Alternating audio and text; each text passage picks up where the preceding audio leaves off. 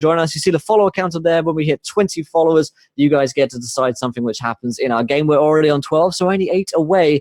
Guys, for a viewer decision, get some ideas into the chat. We get into a straw poll, and the most popular decision from that straw poll actually happens. If you haven't tweeted yet, here is a tweet. When that tweet hits 20 retweets, you guys get another viewer decision. And we got, actually, I think we're going to do Patreons was a thing, because I've got a new Patreon. We're at 54 out of 55 patrons or something. Skag, if I didn't tell you that before, sorry. But so the the Patreon is here. In other news, I wanted to give a huge shout out to Mo, who pledged $200 on Patreon this morning. And so we've just smashed a bunch of goals. We've got a D20 dating returning, Dungeons & Dragons dating show, as well as a cosplay night, which is hopefully going very soon as well. So the next goal is that I will do LARPing, and I will film it, and I'll record videos, maybe even stream it if it's possible, of me and the team going LARPing on the day out. So I'm nervous and excited for that, but thank you to Mo for that, very much, my friend. So let's just dive into it, Skaggith, and let's let Skaggith take us away on a mystical journey somewhere far away. Somewhere.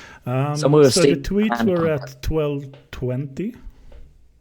Yes, that's perfect. Patreon was at 54 out of 55. 54 out of 55. Oh yeah. Lisa Henry, what's up, my man? Good to see you, dude. Just getting started here. Just getting started. You come in the perfect time. What's that till school? How's it going, man?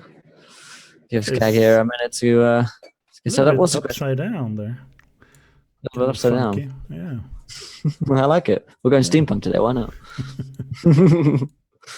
Let's mix things up. Somewhere there. Should be good. All right. Yeah. So a little bit backstory to everything. The past years, let's say 20, 30 years, have been a very peaceful place for everybody in the bigger country here at Ushtara. We have never seen the war. We have never seen any hostility. We have never been afraid of any kind of monsters or anything. So yeah, there is magic, there is monsters, there are all sort of things that is kind of considered D&D. There is dwarves, there is elves and as such. But not so much in the bigger towns. They have been either pushed away or maybe even kind of relocated. The industrial part of everything kind of took over and made so that the magic parts of everything also faded away a little bit. But there were a lot of wars dating back to this, again, like 20, 30 years ago, where there were a lot of airships, a lot of war machines kind of battling it out, especially from this country that is kind of situated high up in the north. They were battling a lot down to the southern parts of the other countries. And the only problem the other countries had toward Ushtara, where we are at now, was that the massive mountains leading up to Ushtara were so very, very steep and hard to navigate through. So people couldn't really do assaults. They couldn't really use any kind of machinery to come and do an invasion themselves. So they had almost had to rely on that the Ushtara people went down and fought with them on their own soil, so to speak. But there were a couple of heroes, and it were like a classical adventure hero group that were the leading factor, making the piece something standing. And those heroes, as many people do, got families and settled down and kind of faded away a little bit. Everybody knows their names and stuff, but not so much. You don't need heroes in a peaceful town. Sure. The families have grown up, and this is what we see now.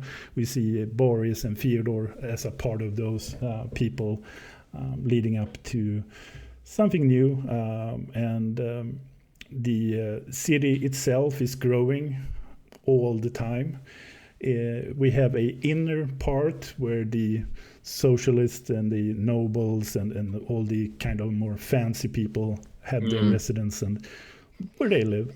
And the middle rim or the middle sector, whatever you want to call it, the people who own businesses, who made money in some way, they live there. And the currency is still gold and silver and copper and whatever. The only thing that is kind of another part of this country or this themed is that you see robots everywhere. You kind of see small stands where you can go and put in a couple of copper coins and get a small cup of tea, and you can drink it and just put it back in the machine, and it will kind of recycle itself and produce another set of tea if you want to. So I like that. So there is a little bit of a mindset you have to get through. An automated tea dispenser, just what the British need. But that's not fair to Americans. It should be like a big Slurpee machine, kind of go down. However, the reminiscence of the war is still here. You see kind of the first prototypes of the war machine still works and kind of wanders on the streets, but now decommissioned and kind of the armored things of the machines have been taken away, and they serve like lesser things, cleaning up the town, being like visitor center robots or whatever, and the airship works now more like a taxi service, and you can go to another town or stuff like that. So the equipment and the things are still there, but you don't use it for war, obviously. And I believe that Boris, his father, was one of the first to make the prototypes for the war machines that actually was the front figure of the war. So with that being said, you as a group and those who will come into play later on was brought up together and kind of a natural thing when the heroes, so to speak, were venturing on and trying to defend the whole town and everything around it. The families started to hang out and doing stuff together, so the children of the families started to play with what they got on the streets and whatever, and trying to stay alive and have a good time. So you know each other fairly well. Maybe you hang out during the weeks, trying to find time to do it.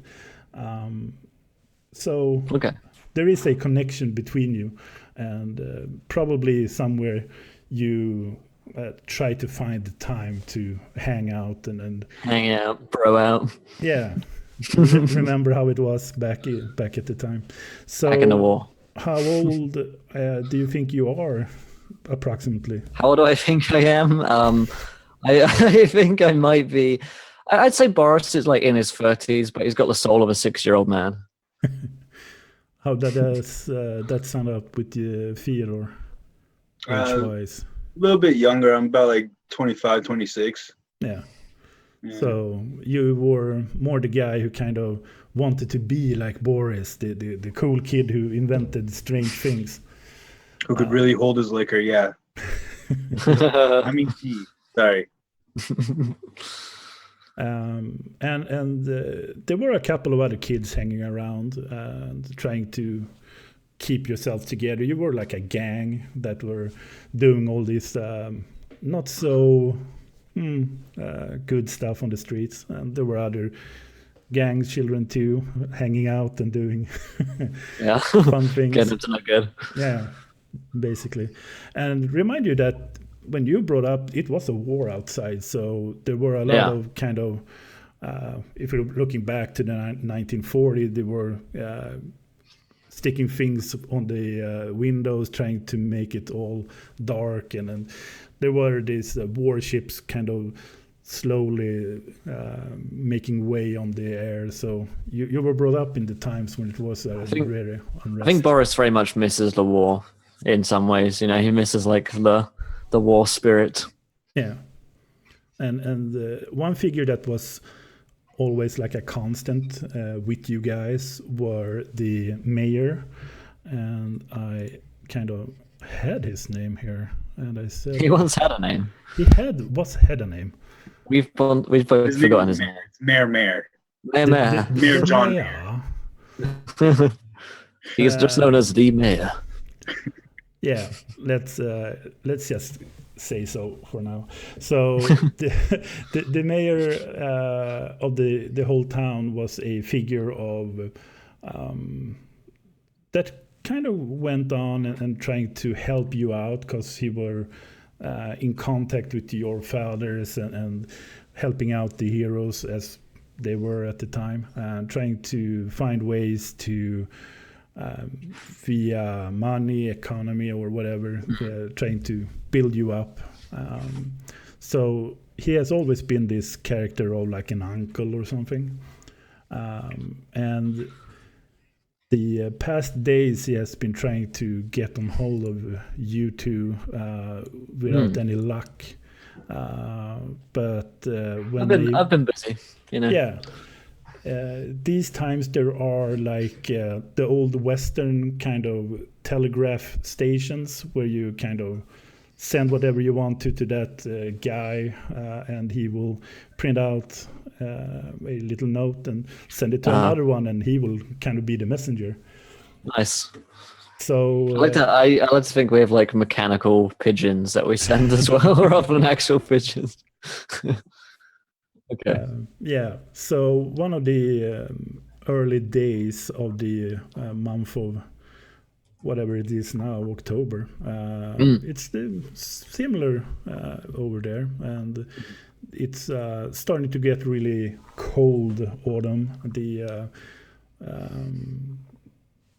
The color in everywhere is starting to change. You get these brighter color in the leaves. Some of them are turning bad and falling down.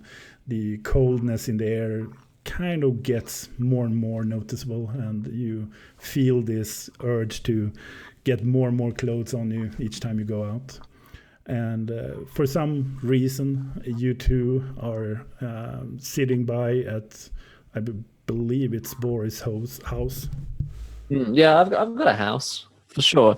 My house is probably like built out of all different bits and bobs, so like all different architectures that he just like stuck together and melded together over the course of the years. So it's probably quite a weird looking house for around here. Boris, once again, he's wearing his like RAF style uniform, and he's got his little hat on as well, and his very kind of old British moustache. Probably has a monocle somewhere around as well. And I guess we're sitting outside my house. So what does Fyodor look like actually? About 5'10", black hair, kind of a little bit of a ponytail in the back. Bit of scruff. Doesn't really like to shave too much, but he keeps it manageable. Just actually kind of like this. Just nice shirt, not worn too nicely though. If he can help it, he doesn't tuck in his shirt. He's not one for formalities by any means.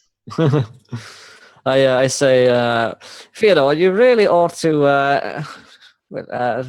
I start messing with his clothes, like to like button him up and stuff like that. Much better. There we go. And you're like choking in like this like ridiculously tight shirt. There you go. I believe the mayor wanted to see us about something. Did he reach out to you as well? I've been rather busy here. I'm working on a project in the back. You mentioned something that I need our help, but didn't tell me too much about it. He said just stop by. Usually he sends word ahead. I wonder what is up. Yeah. Have you received any mechanical pigeons? I'm working on the mechanical pigeons. It's a prototype model right now. It's more of a mechanical lump currently. It's gained all of the features other than flight, which is perhaps the most important. Slightly crucial bit, yeah. Some might say. Some might say. I will one day achieve greatness, and I like look up into the sky as a single tear rolls down my eye. Looking at the big pipes of smoke somewhere in the distance, kind of leading off. Yeah. So I say, well, I suppose we ought to go see the mayor. If he's called for us, it must be important after all. Well, let's go. And I guess we start setting off towards Mayor's house. Mayor. Oh, yeah. Mayor Allah. The French name of Allah. Colette. Okay. Colette. Yeah, Allah Colette. So you have been to his house several times. It's a great kind of old mansion, really impressive when you come to it. It has these 3 big fountains on the outside, pumping out ridiculous amount of water. Have been on everybody's mind since he kind of started using water for it. And he is like the only one who's considering having shrubberies and big trees and stuff outside, and trying to find ways to have like a small garden and whatever. So he's really kind of changing the ways of people's thoughts, but he's the only one who has it. So yeah, nice. I definitely appreciate the finer things in life. So I'm stopping to look at the garden and stuff like that. Theodore spots a woman walking by. He's like, "Yeah, I appreciate the finer things too." Oh, she is rather delightful, isn't she? As she goes on by. Actually, we're going to stop her. We're going to stop her. Ah, my lady! And I run over and stop her. And I'm like, my good fellow here. I just walk away. And Theodore. Yeah, she's come back. I'm gone. I'm not paying attention. He's a little nervous, but let me tell you something. Here is my card, and I go into my pocket and reach out a card, and it says Boris Mechanical Pigeons Inc. And I hand it over and I say, "Now listen, you come by my shop, and I will find you the finest mechanical pigeon.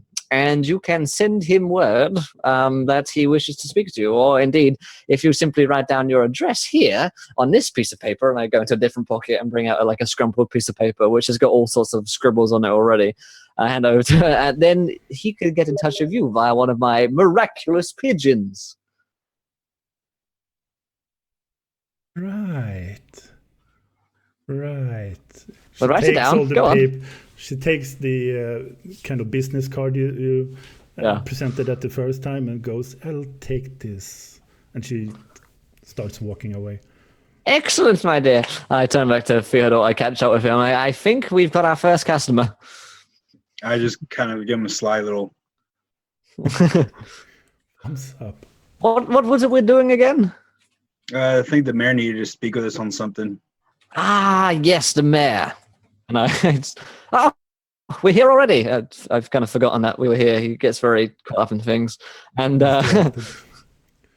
we've teleported. No, I start to step inside the mayor's place. Is there like guards on the door or anything, or can we just walk in? Yeah, there are a couple of guards, but you almost know them by name, and they open the door and kind of nods like a small respect. They are the only one who kind of shows you the hero status, even though you're not. Yeah, I mean, I milk it, Just reel out there occasionally. Yeah. So yeah, I step inside. Mayor, we're here. It is your good friend Boris, and other friend. He has his guards on the outside doing patrols and standing guard and whatever, but he lives alone in the mansion himself, so there is no butlers, there is no staff of any kind. And after a while you kind of shouts out and you're trying to find wherever he is. He comes running down the stairs and he's getting to the bit older state in life. The hair is fallen off like a good gentleman has, and starting to have this big, thick white beard. And he looks at you, and you both see that he's very stressed out and kind of nervous about something. And he gives you a little bit of a wink to follow him into his library. So he leads on and being the one who takes pace, so to speak. Cool. Yeah, it's good to see you, old friend. You look rather haggard. Have you had a cup of tea? The dispensing machine, I can get one for you. Yeah, I'll be... Oh, there's so much to talk about, friends. And he sits down in one of the sofas in this kind of leathery, old, big sofas in the middle of the room. I pour him a whiskey. I imagine he's got one of those like crystalline decanters. I pour him a whiskey, pour one for Theodore, pour a double for myself, and pass one to him. So good fellow. How can we help? And I recline as I start smoking in one of the chairs. And you just see one of those that old school pipes. Just he looks up with a very stressed and almost tired state. Well, there is a small problem. You could say that we have our reserve over down under, so to speak. Our war machines have been tampered with, and we are kind of missing one. And you lost a war machine. Good, is it?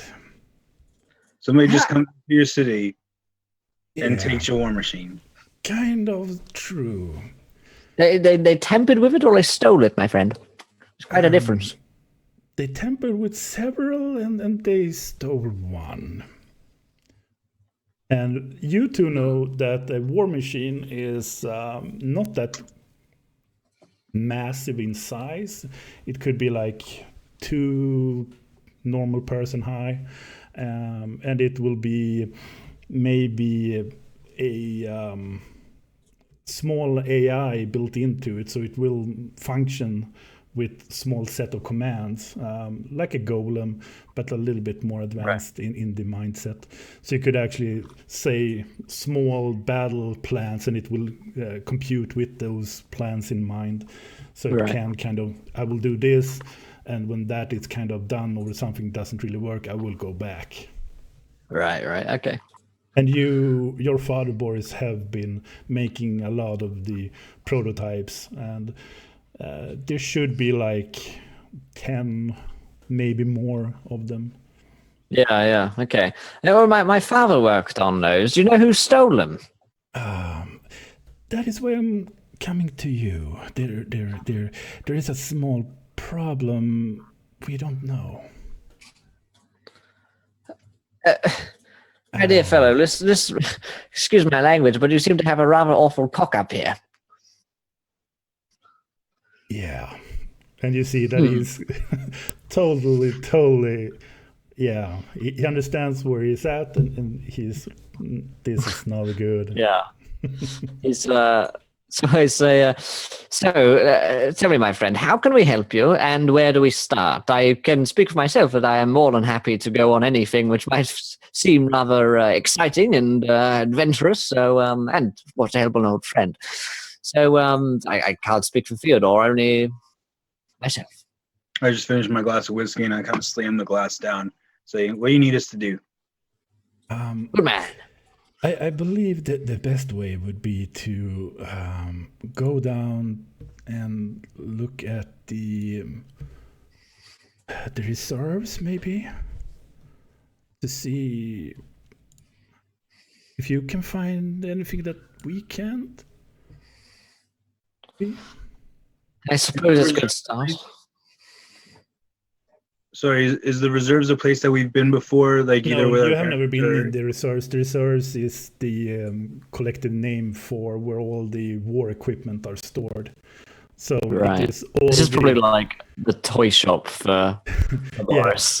Everything that has been stripped from the airships, all the robots that are walking around are stored at the reserves, and the real war machines that couldn't be stripped or reconfigured, so to speak.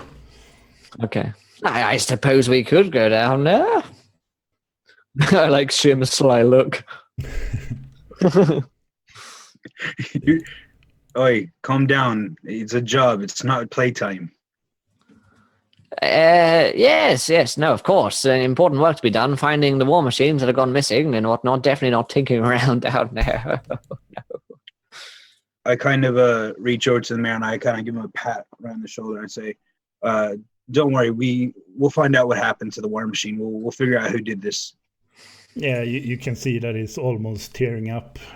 There is probably something that is being kept for several days, maybe trying to figure out who did it or what possibly went wrong.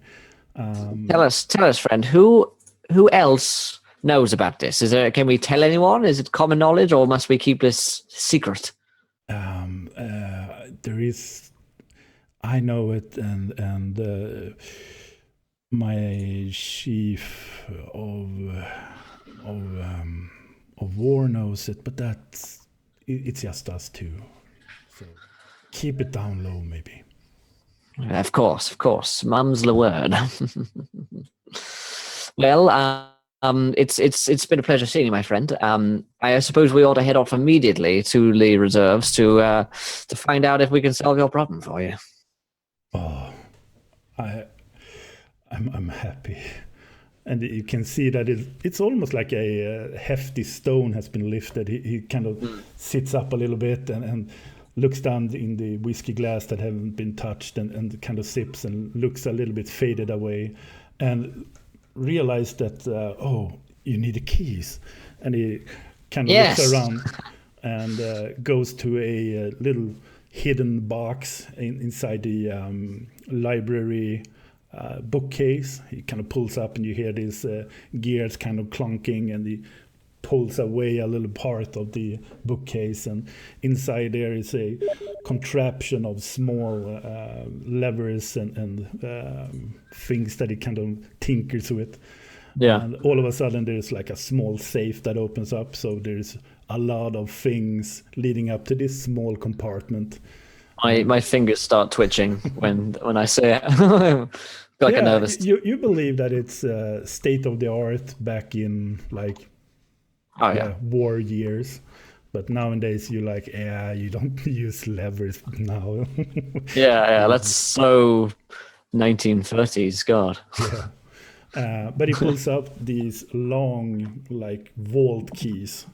There are 3 of them, and they are very oddly shaped in the bottom where they kind of interlock. So he hands them over, and they have a hefty feel to it. Who is the bearer who will take the keys? I will grab it like immediately unless anyone stops me. Yeah, I'll take that. Thank you, friend. Take that off your hands. We haven't been there for a while, so don't mind. Of course, we'll be careful. Very careful. Very careful. There is two ways to go about it. Either via the reserves, if you want to go front door, or you could go by the side door if you want to.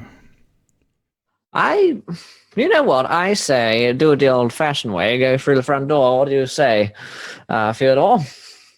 Is that a yay or a nay? Front door or side passage? I'm not much of a side passage man myself, but I'm just old-fashioned. Well, I mean, we kind of belong here. Why can't we just take the front door? Maybe exactly. Hold it down low, but yeah, I'm sure you can go door if you want to. Yeah, let's say it. Let's go for the front door. And he writes down something on a kind of official paper and hands it over to Boris, where it states more or less that Boris and Theodore are A-okay to go through the front door. Yeah, this is like the golden ticket for me. Also, the whole card reckons that you might want to bump your own volume up a bit, because you're a little quiet compared to Amianish. Levels are a thing. Me, I'm too quiet? No. Maybe me. Am I too quiet? Am I don't understand. I can speak up if it'll help. So, I gotta like skip off to the reserves with the key in my hand. Come on, front door we go. What could go wrong? Ha! A lot. A lot could Well, go wrong. best not to worry about that. So the trip itself, it's not that far. It's in the middle ring, and it's one of the few places where it's kept by the military of obvious reasons. And none of you have really been there or done a tour or something. So, but you know the place and where it is. And what it is like a small bunker. It's a small top of the actual ground. And from there should be like a ladder down or like a slope or something. You don't know. But there is a small house or a bunker that leads downwards. That's all you know. Okay, this is fascinating. You know, I've read many documents on this topic. Down here should be the front door. If we just step down, gentlemen, then the key should lead the way. I skip down like a school child. I'm like on a school trip right now, basically. Yeah, so you come to this place, and there is a fortification outside and a small, like, barricaded wall around it, and there are a couple of more heavily guarded armored guards. They have a rather advanced sort of muskets in a bearing, and they are having the helmets pulled up, the vizier or visor. Visor, yeah. Visor, yeah. So they look at you when you approach us and being a little bit more hesitant, and looks at you wondering what the heck you're doing coming up here. Yeah, hello, good fellow. My name is Boris, and we have the key and also signed authority that we can come through here on important business. And the person coming up to you looks like more official of them. Mm-hmm. He has a couple of marks that means he has been in a war. Right. Other than that, you have never been in war, but you're qualified for doing it. So he looks at the papers and handed them back. Oh, right. That's unusual, but it's his signature, so open up, I guess. And they like, okay, and starts to open up the doors. Yeah. Excellent stuff. Thank you. So yeah, they open up the front gate, so to speak, and then it kind of leads down to the slope. And one of the guards, before you pass, he says, there haven't been anyone down there for as long as I've standed here. And he says it to another guard, really, what the hell is this? So I want to know how they. I'm kind of. Boris is like, if they haven't been down here, how do they know that anything's been stolen? Yeah, they don't, apparently. Oh, it's just the mayor and his strategist, military, whatever it was. Yeah. Cool. Interesting. Is it like dark down here where we need a light? There is. I'm gonna pop it up. Pop it up. Hide. Turn off the fog. Oh boy. And we're gonna go here. And we are gonna go. This is exciting. Dun, dun, dun, dun, dun, dun, dun, dun, dun, dun. And we're gonna move. Time for a map. Map change. Map change. There should be in the far right middle corner. Far right middle. Let me scroll over here. I see something. Yes, I see a staircase. I see stairs. I see stairs. Exactly. So. Yes, you do. It kind of looks like they're leading downwards, but it actually leads. Yeah, they lead downwards in the right way. So I'm going to put out a very huge. Oh, that is not right. Oh, he's big. Yeah. So big. Oh, he's big. Oh, I do say, Theodore, that is quite impressive work you have there. Impressive craftsmanship, if I do say so myself. Well, there you go. Much more down to earth, down to my size, good chap. So there we go. I'm all over you. That's so we're gonna make it so that we can show nameplate for Boris. There we go. And you should be able to move around too. Excellent work. Excellent. Like that. So whoever wants to go first or last, I'll skip on through if that's okay. Boris is going to be very keen to press on, I think. I think I might still have vision as a question. Yes, I do. Yeah, so you have a little bit of vision as you progress down. There are small kind of built-in lamps that kind of emits a little bit of light. Okay, I'm gonna come through here, Boris. The air down here is quite thick. There's some kind of pipe over here. Old tech, doesn't look like anything I could use. Is it like sewage in this? What am I looking at in this pool here? So this is rather old kind of waste material. We should, in this time, call it like spill oil or something like that. So they use it to grease up the machines, and it kind of fumes. This is what I refer to in my studies as the lube pool. We send it through, lube it up, and there you have it. That would explain the smell. And some kind of machine over here. If I climb up, I can take a look at it. And if you, I'm going full like first-person video game character. He explains everything that he's doing and looking at. He's like trying jumping up by the machine and like fails like 10 times. And 10 times.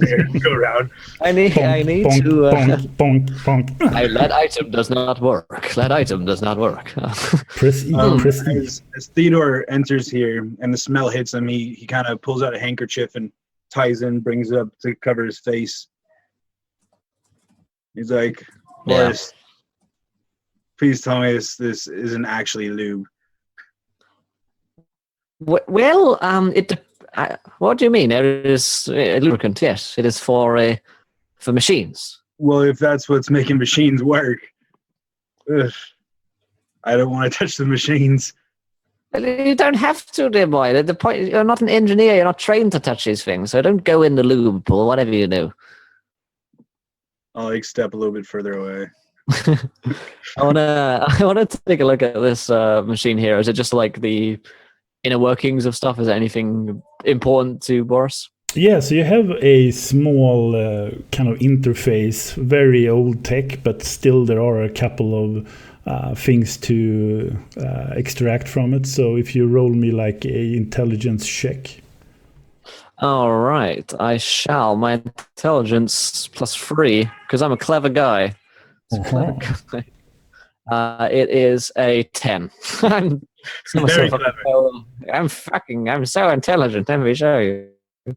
You can't really understand what everything is if you don't take like a couple of extra minutes to really decipher it all. Yeah. But whatever you get from it is that it's been tinkered with within, let's say, the day or two. There are a couple of things that has been turned, a couple of valves and stuff that shouldn't been showing this tear. These are all in the wrong settings. They've been changed by someone. This valve here, it should be on that setting there. Someone's been down here.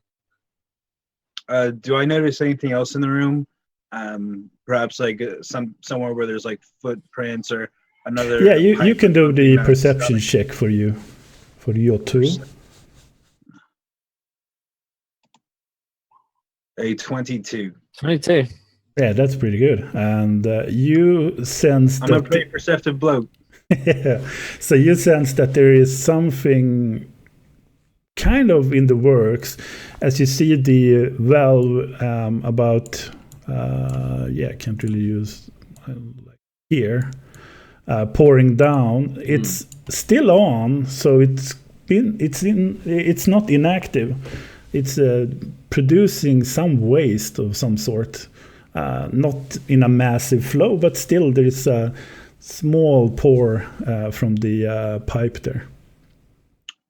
Boris, does something seem off about this pipe? Is it supposed to be flowing like that? Flowing? No, it shouldn't be flowing. I mean, I go in and have a look. Let's see here. Seems like,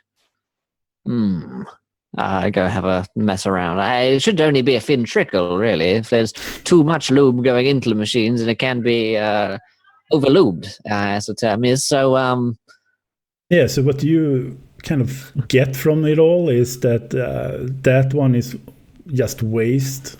So what should have been used before is when you are deactivating or kind of reusing or charging the war machines up again. You change the oil on them. So this is the pool where all that shit comes down to. So either someone has done all these steps or one of these steps, or are doing one of the steps. Okay. Okay. So let us continue onwards. There's only so much we can learn from this pool here. If there is a culprit around, then we must identify them. I'm gonna head out into the next room, basically, to the door. Yeah. So the door is locked. It's not a strange or specific mechanism, and you have the key for it. The only thing is that you see it has been scratched and it's been tampered with, the lock mechanism. Now, is that very obvious? Like, do I also see that? Yeah, you both see it straight away. Someone has tampered with this lock, Theodore.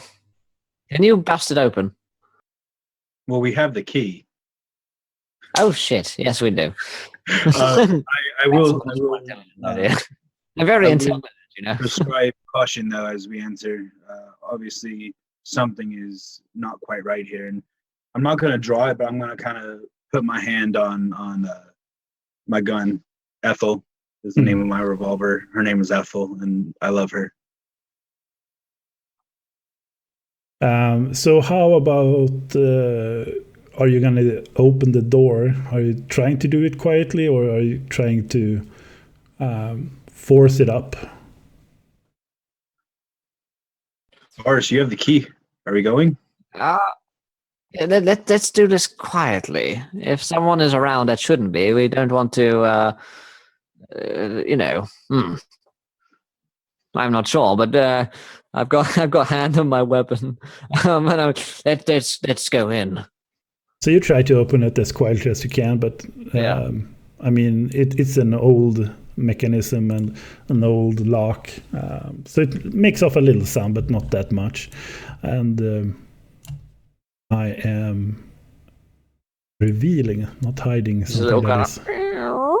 Yeah, a small part, and you are immediately struck by this foul smell of something that has been dead for a while at least.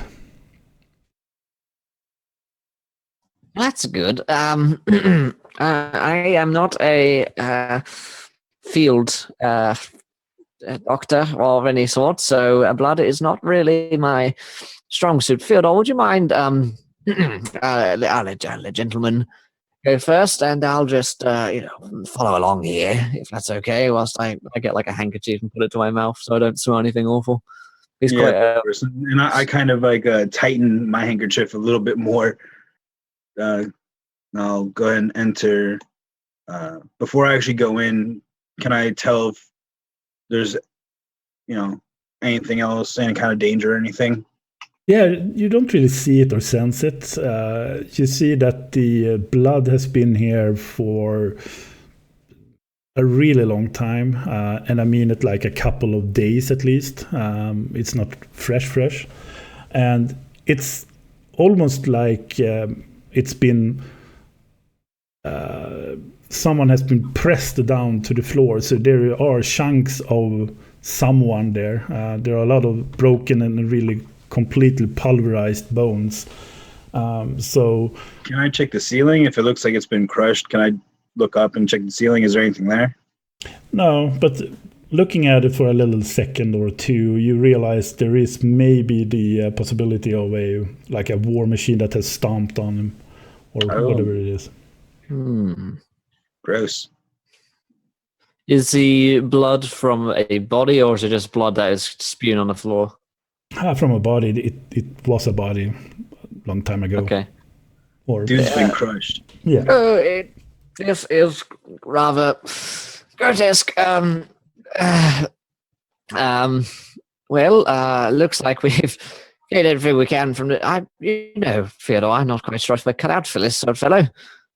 We thought I thought there'd just be, someone had misplaced the machine or something, but this is rather more nefarious by the looks of things. Yeah, at this point, I actually do go and I pull out Ethel and I cock back the hammer. So how do Ethel look like?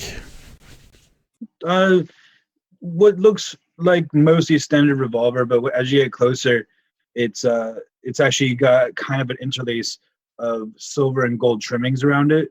An almost floral design, but when you look at it a little bit closely, it's more like ivy and vines to it. And then of course a redwood handle for the grip. Nice. So hopefully that won't be necessary, but keep your eye peeled, both of them. In fact, as they say, let us continue. I suppose there is not else for it. And I'll continue to lead the way. Yeah. So you come into the next room, and you see it's been it's been like a garbage pit, and you're looking up, you see like a hole, and probably it's been like a container or some level up where they have stored just crap. Now that kind of part has just collapsed, so here lies so much shit, and it's like a meter high, and it's foul in smell, so you're feeling really nauseous, and the room itself, it's hard to maneuver without making sounds, and there are pipes, there are like garbage everywhere, and you feel like, okay, so this is the reserves. Yeah. Appears that the roof has caved in somehow here, my friend. No immediate threat. I would like to spend the time to rifle through all of this, but perhaps now is not the time. And I've got like a light crossbow. I'm gonna have in my hand as well, kind of like ready. Hopefully, won't have to use this thing, but if we do, let's see if we can't get over to the other side without cutting ourselves in anything. Need to get disinfectant if it does. Just very quickly though, as we're going by, do I see anything, not going through any of this junk, but like anything maybe top level or anything kind of just plainly sticking out the bottom that might catch my eye? Or is it just like all just garbage? Yeah, you see it as more or less garbage. It's been like a construction thing, a lot of old pipes and materials for building stuff. So it's very good if you want to, like Boris, make stuff. I mean, pipes are always good, or like 2x4 lead pipe or whatever. So it's nothing to be used or anything of value. He's gonna scavenge it later, probably. I kind of see Boris looking at it very longingly, and I'm just like, we'll be back. We'll be back, mate. Don't worry. Yes, we'll be back as you're like dragging me away. We'll be back. I'll be back for you, pipe. And with the high perception you got, Theodore, when you approach the small entrance into the next tunnel, you hear this clicking sound, very specific from a gun. And more specific, it's like an old musket gun. So you are hearing a specific sound being cocked from inside. Can I jump out of the doorway? Yes, you could use your maneuver. I believe I can use a grip point. Yeah. So I'll do that, and can I kind of come to the side here to make sure that Boris is out of the way? Yeah, you could do that if you want to have that as your whole turn. So you use a grit to make like a dodge. Yeah.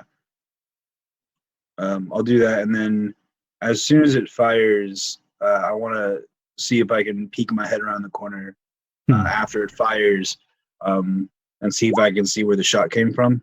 Yeah. So you hear this almost eye in the corner of your eye. Someone, a dark figure, pulling out a rather old musket. Well, you don't really know, but an old version at least. And the almost like an explosion from the gun echoes really bad in the room. So you get a little bit distortion and you feel really almost like a shock state when you're in here. You have this like mumbling in the background asking if everything is okay. The few seconds that goes by, you hear that the person or whatever it was is starting to run. I got quick, losing them. And I'm gonna rush through. I'm not really thinking and just going quick. Culprit. I kind of grab my shoulder because I did get shot. Actually, I did get hit. And I guess I take after him. Yeah, so you can use your because the dodge just adds 1 to my armor class, and that's still hit with a +2 to it. Correct. Yeah. Okay, cool. I don't know how badly I'm hurt, but Shit. I'm hurt. The pistol. Oh, shit. You'll be fine. Just a flesh wound. It's only get back here. I'll bite your bloody legs off. Yeah, so it sank into your shoulder basically, and it still burns, and it's small like shrapnel.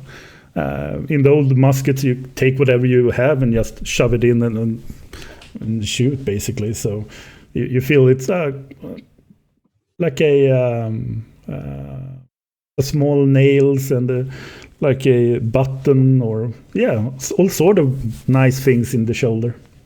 Yeah, I actually almost lose my grip on Ethel, but because I heard the gun click before it fired, I was able to maintain hold of my gun. I just take after him. Yeah, so you can use your roller to see exactly how far you can go, and I believe it's like 10 feet. Yeah, I can move 30 or 60 with a dash action. Yeah, I'm 30. I can get about there. So before you go, you can see the remainder of whatever it is. So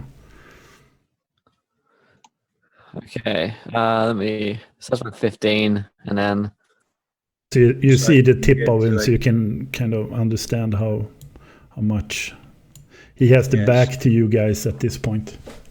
So that's about 15 feet if I move here, and now it's about 10 feet if I catch up them there. That's my move. Could I tackle him in my move? Yeah, you could do that, like in dexterity check or something. Let's give that a go. I mean, what's the worst that could happen, right? Yeah. Here, you scoundrel. He's going up.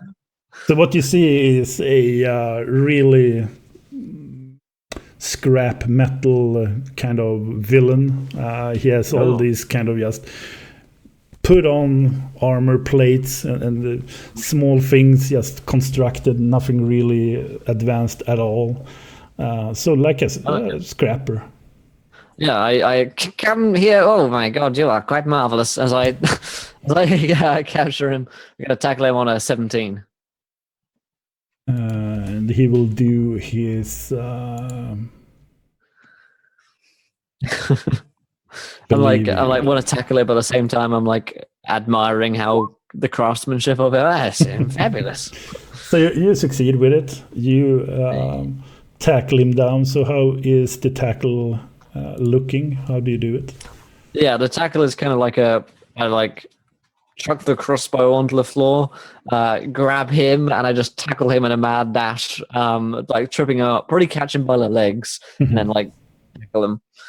So he's on the floor and just kind of collapses in a chunk of metal everywhere. Yeah. So he kind of face palms the face plants rather the floor. Maybe a face palm and a face plant at the same time. I don't know. So he lays there on the stomach and then trying to get himself up. The musket just flares off and makes a little metallic sound as it spins away. Yeah. I've got him, Fyodor, quickly. Tie him up with something. Can I instead just knock him out first? Yeah, you could do that. You could do like I kind of want to just curb stomp him in the face. He shot me. Yeah, as he's prone and as you are the aggressor in this, you could easily do what you feel like in that regard. So you do what exactly? Like I just run up to him and I guess I'll like soccer kick him in the side of the head.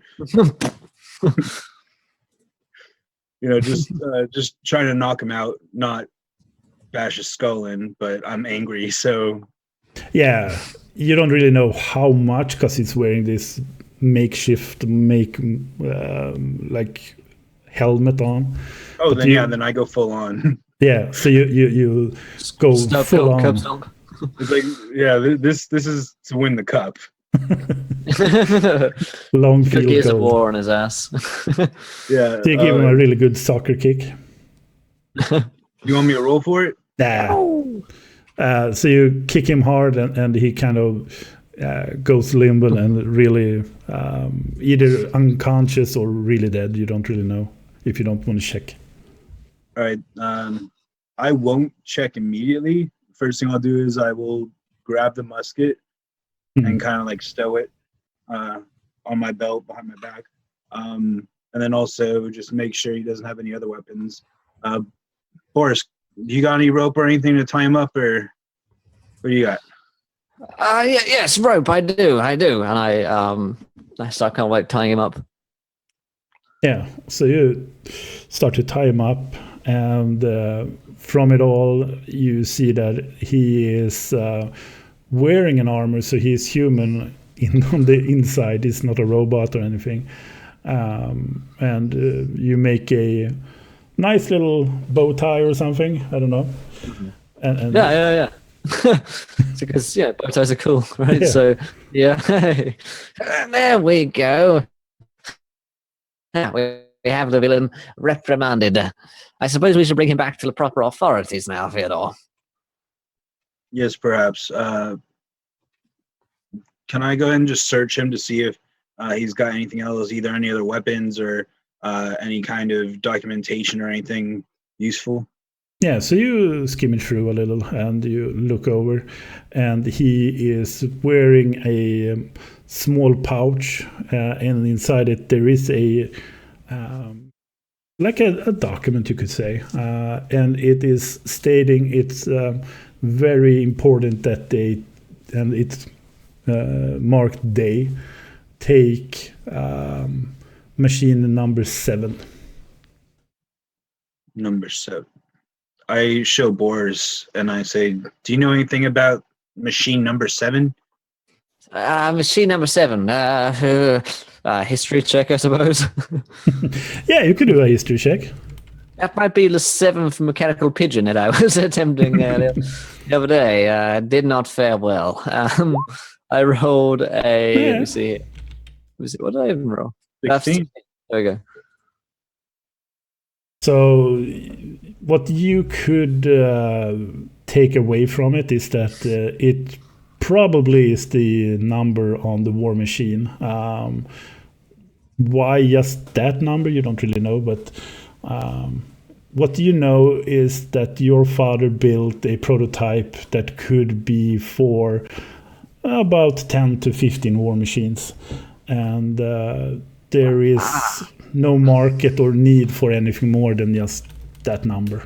Machine 7 is something my father built. It was the most destructive of all the machines. No one needed it because it was simply too dangerous. But if it's gone missing, and they find a way to activate the machine, and well, it might not be good. But could we leave him here and continue onwards to try and find the machine?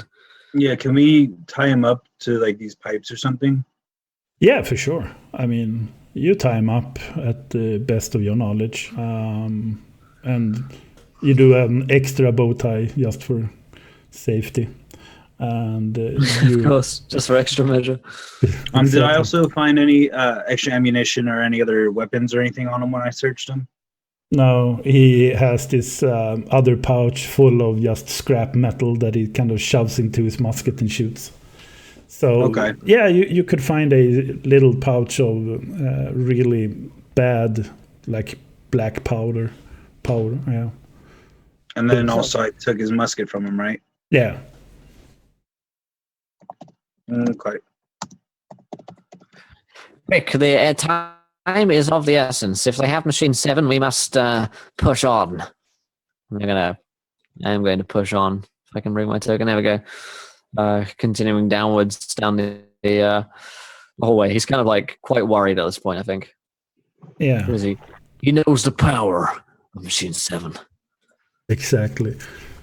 the greatness that will come from it.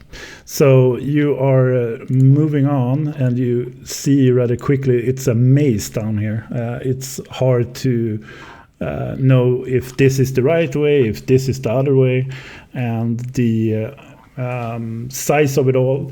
Yeah, you could fit a war machine through here, but it's very, what could you say, like close by kind of thing. Yeah, it's really spacious. Close. Yeah. Oh, the other way around. Okay, not tight fit. Yeah, tight fit. Can I kind of search for perhaps some tracks or something? Either a person or war machine otherwise? Yeah, it's been some movement down here. Not that you can really track because it's made of like concrete. Well, I didn't know if there was like dust or dirt or... Yeah. But that is what you see. It's been some disturbance of the dust. And thank you to Henley for the host. Sub Henley. Appreciate it, my man. It's a fascist. Okay. I'm going to say perhaps we should split up, Theodore. I could go one way, you the other, unless you see something I don't. Perhaps we don't split up. I do have a hole in my shoulder. That is true. You are holy. Now, sorry, I make puns in stressful situations. Let's head this way. He starts running down the corridor. He's like really flustered at this point. Yeah, so you see that it kind of leads into different routes. And while you're moving in here, you hear like a discussion, you hear voices, but it is more from the place you were before, and in here where you're at now, the voices are not bouncing. Down or up? I say probably down. Can I roll stealth though? And I'll tell Boris, perhaps let's not run. Be quick but quiet. Yes, I can do that. So you need to go and hit a stealth check with disadvantage. Fucking nailed it. Oh shit, disadvantage makes me a 10. 13. I was like 17, I'm the best. Yeah, shit. but you don't do that horribly anyway. So what you see is that there is like a bridge going over, but it's collapsed into this room. And if you have been a little bit more missing with the dice, you have been falling into that pit. So you kind of just come into the room and almost falling, and whoa, that was close. Oh. Well, good save. It is okay, and I step in here, and I'm like, "This is the standard filtration room. Apparently, the bridge has fallen through. So we have some rope. I'm not sure how good at tightrope walking you are." I kind of step forward and I'll point to right here, and I'll say, "It looks like there's another corridor that might lead back from where we were going. Should we perhaps double back a bit?" Do we have time is the question, or must we take a leap of faith? I do have these prototype pigeons, and I bring out this like lumps of metal.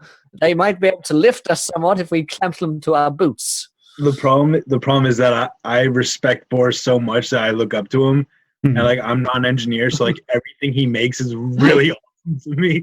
It might work. And like I'm astounded. I'm like, that'll totally work. I'm like, so here's Boris. Like his father was like the most famous engineer machine maker ever, and Boris is really bad at it, but he's living on his father's name kind of thing.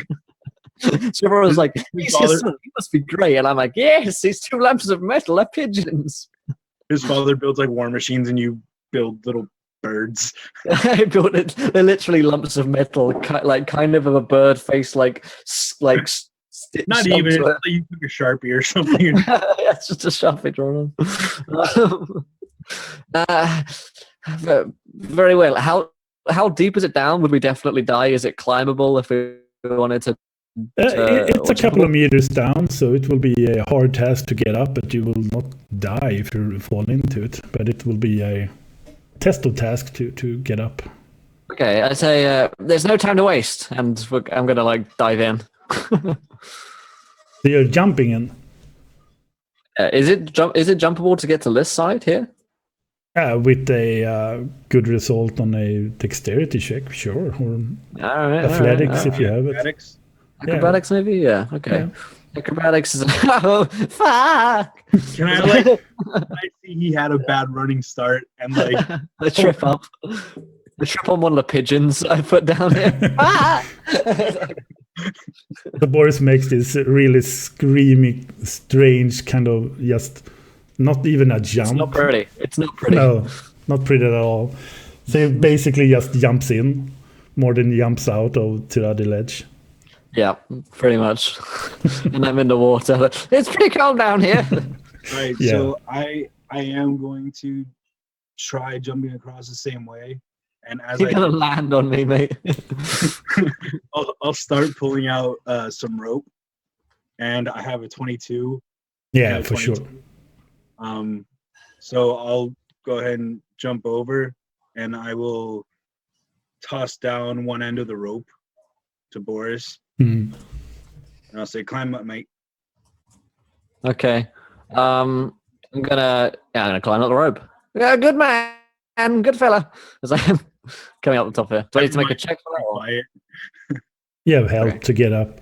However, Theodore, still with your high kind of perception and taking things really slow and having a serious pace, you start to hear this walking of someone not hiding, reveal. Is it Pain of the Heart? Welcome. Pain of the Heart, eventually. You're a gentleman and a scholar. Sorry to hear about your pain. Hope we can fix it. D&D. Once I pull Boris up, I immediately put the rope back away and I pull out Ethel again. Yeah, so you hear a walking sound coming down the corridor, and it's probably the same as the other guy in the field. It's not like a heavy robot or anything. Yeah. There's someone coming down the corridor. Can I hear if the footsteps sound like rushed or if it's like very calm pace? It's more like a person with a plan or like I want to go here. Content, yeah. Okay. But yes, you might have heard my manly scream. I'm going to tell Boris to stay down, And then what I'm gonna do? I'm not a dog. Down, boy, down. He jumps back down into the water. I'm gonna. Oh my god! I'm gonna come right about here, and I'm actually gonna lay down prone. Yeah. And ready my pistol, kind of just aiming in this general area. Mm-hmm. So you're kind of holding your action until it's kind of being provoked, so to speak. Yeah, I'm gonna do that. Yeah. So when you are seeing one of the same looking villains coming up, he is more walking in a normal pace. He's not looking for anything. He's more going about. Probably he heard something and just want to check it out. He has his musket in his hand, not like searching with it drawn or anything. Yeah. And he's not like looking into the corridor you're in. He's currently on amber level alert. Yeah, so he's going this way up. And when he comes, I believe here, you can shoot if you want to. I will only shoot if I see him like actively, notice mirror bores. Like if he turns and like his eyes go big for a second, then I will take a arm shot on him, but only if he sees us. Yeah. Yeah, no. So he will pass you without checking in if you don't do anything. Excellent. Yeah. I won't do anything. I'll let him just go by. Yeah. Let it be a donkey.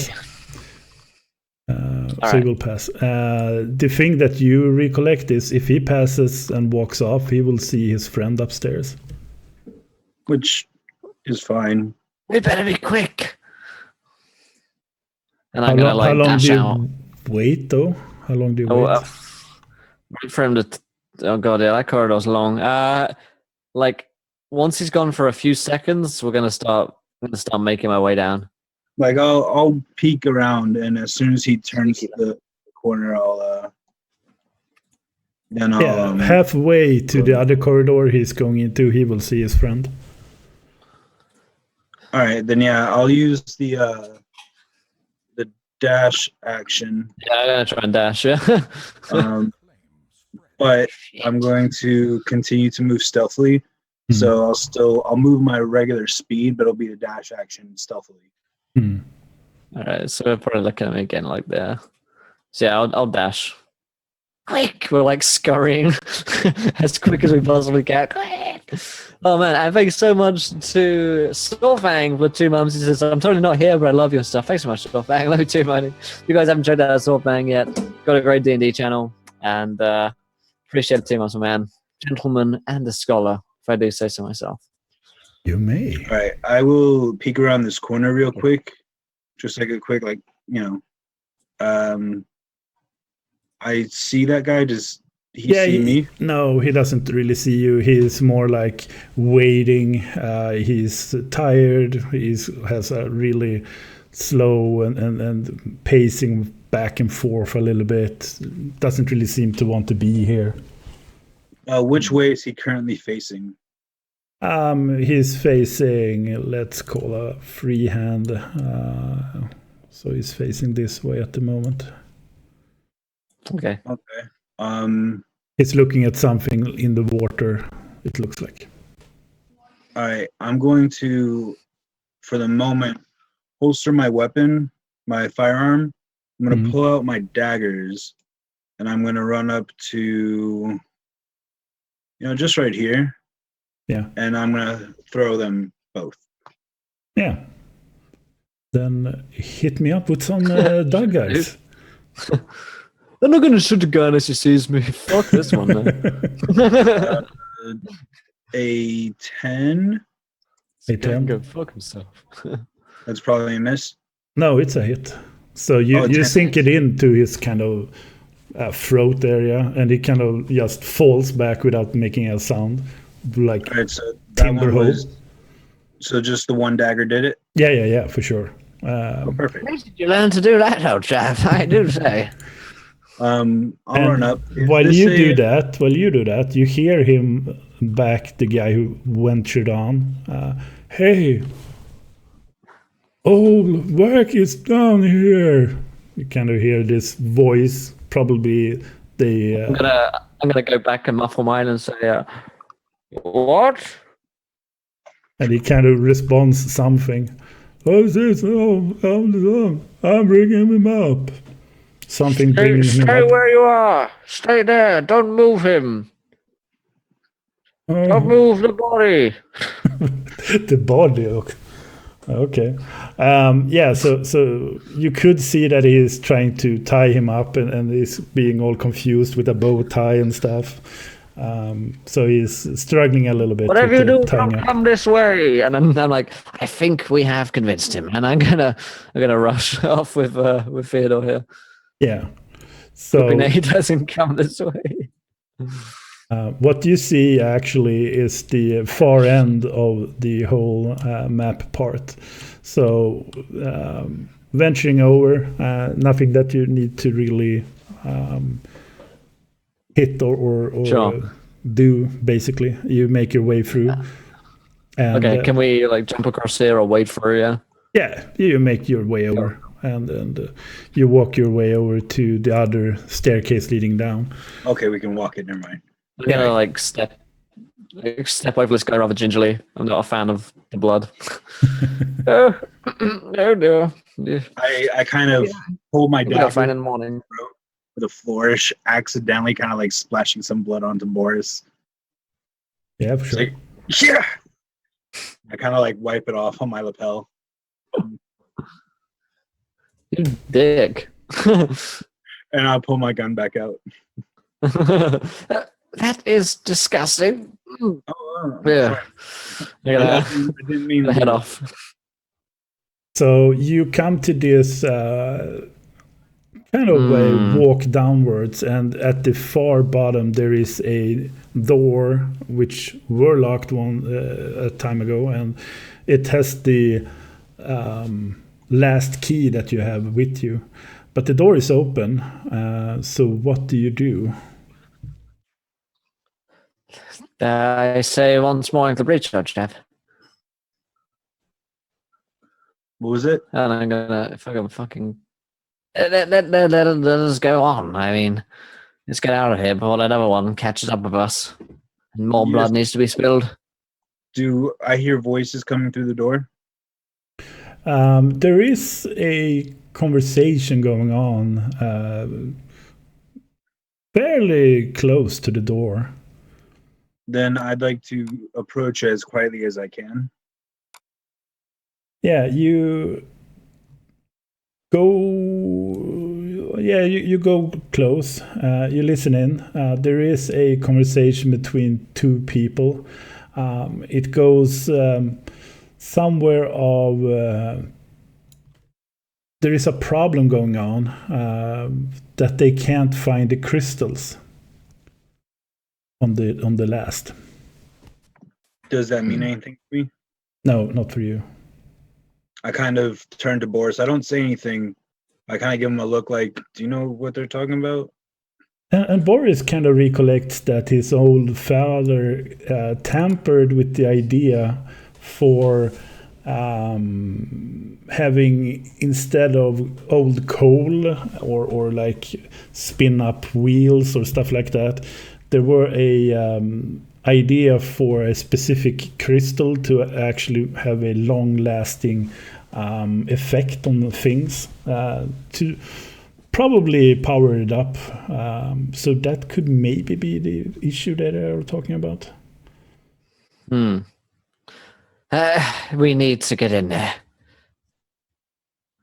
All right. It'll take too long to explain. How many voices do I hear, though? Is it just two people talking, or does it sound like a bigger group? You should you hear two people. Just two people? Yeah. All right. I'll kind of, get right up by the door with Boris, and I'll kind of signal him, 3, 2, 1, and then I'll turn and just take a shot at the first person I see. And what will happen on the next turn? What would Boris do then? If Boris is gonna open and just close his eyes and fire a crossbow. But you will use a weapon of some sort? We shoot, or Yeah, he's got. I've got a light crossbow, so I will. You will shoot that I'll crossbow. be firing a light. Yeah, so absolutely. what will happen is that you come up, you open the door, you take down 2 foes, exactly the same as the other previously, and you come into this big hall, and to give it some perspective, it's massive. It's you almost can't really see the other far side. It's very, very huge. And it's like the films where you see like a hangar or something, and you're on this like traveling, not a bridge or whatever, but it's still on the sides of the walls, and you can walk over and look down. You see downwards of, let's say, 10 meters down, several of the models of machines that your father once built. And I'm going to try to reveal it a little bit. Try to reveal it. There we go. And you go to about the height of a single person is like this big. It's come from 6 to midnight, I think. On Boris's end. Good, that is quite fascinating. And the war machines is not in the 10 to 15. It's more like a couple of hundreds of them.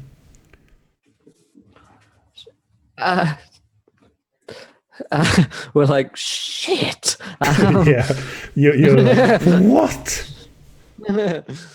This is well above our challenge rating, my friend. But they are all inactive. They're not in use. Yeah. There are so many of them. They're inactive currently, but if they find the crystals, then they will become active again. Does it look like there's only the exit that we came through to get in here, or are there like other doorways? Yeah, so you could do a perception check. Yes, please. 13. Yeah, so you see kind of easily there is like a ramp leading down, and at the ramp on the far right corner, like way off, there is a big airship that has been docked, and there are a couple of like guards, very similar to the ones you defeated, passed on. So they are trying to find ways to start them up and load them onto the airship. We have to stop them. First thing I do though is I tell Boris, you're right, but really quickly, let me see the key. And I take the key from him and I lock the door behind us. Mm-hmm. And I say, see what you can do about some of these machines. Is there any way that you can see if they've changed them in any way, or maybe, sabotage them to hinder them from this point? Sabotage could be possible, but there are so many of them. We need vast amounts of machine lube and possibly explosives as well to do such a thing. A given time I could do this, but I could maybe do one. Could you perhaps activate one of them even for a short while, just to I'd probably need the crystal. I mean, it's possible I could try and jury rig something, but I mean, if we could turn one on and have it start to destroy the other ones, there'll be less of them to worry about at the very least. Could you see what you can do? I'll give it my best shot, my friend. And I kind of extend a hand to shake. I kind of I'm like, dude, you're a genius. You and your pigeons, you can take this no problem. Yes, just like my father did, just like my father. And I say, hey, you're not your father. Your father's not here. You are. You can do this. And I kind of give him a hard slap on the back. Ugh. Could you read Wish you that? could sound a butt. Yes, I do. I can. And thanks so much to Crimson Phoenix, who pays £10. He says, first £5, Boris, roll a D10K. God damn it, Brian. Second £5, coming up the ramp, a Dalek-like mech comes up and is on patrol searching for them. God damn it. On that bombshell, thank you to Mr. Robo Brain for following as well. Welcome to Adventure, my friend. You're a gentleman and a scholar. We get some exclamation point Brian's in chat because every fucking time, Brian. God damn it. We've got a D10K for me, which I will promptly roll and I'll let you know what I get there, Skag. And then a mechanical Dalek-like creature coming up the ramp towards us. Patrolling. Patrolling, indeed, yes. Looking out for us, aware of our presence. I will find the table here in a second. You get a sec. If you wanna carry on here. So how does that one look, though? Up to you, man. Up to you. But he said something It's about... Dalek-like. He said a Dalek-like mech comes up. Dalek. So up to you to describe it. Yeah, for sure. So, okay, so my D10K here, 4511, is looking like it's going to be, if target is slain, his allies quickly forget him and move on. So if I am ever slain, if you ever, don't worry or about if me. you slay. It's like Yeah, I'll hold indeed. you in my arms as you die, and then you just like finally expire, and I'm just like, the fuck's this guy? Yep. I just drop you away. Perfect. Good lord. That is not good. That isn't good, actually. That really isn't. So, But do it kind of go to if you slay someone? I think maybe if I'm not slain, maybe if I just go down, people forget about me. Play it that way. So like people where did you go? You know, Don't really care. who's that guy? Who's that guy lying on the floor? I don't know. So there is like a almost the size of a dwarf kind of robot coming up the long stairs leading up to this ramp, and it is making a lot of noise. It is like having these pipes of smoke coming out and slowly like walking a walk over. Then we're gonna pop it up. Nice. Yeah, I'm gonna have to like roll some kind of stealth check to get past it. I'm guessing if I can like maybe distract it for a second, toss a rock in a different direction, and it like swivels, and I take the opportunity to run past towards one of the machines.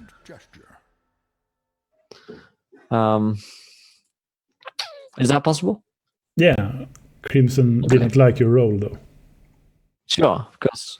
An 11 on my stealth check. 11, and he Exterminate. going down. And be 20 plus 1. Yeah, he doesn't really see anything at all.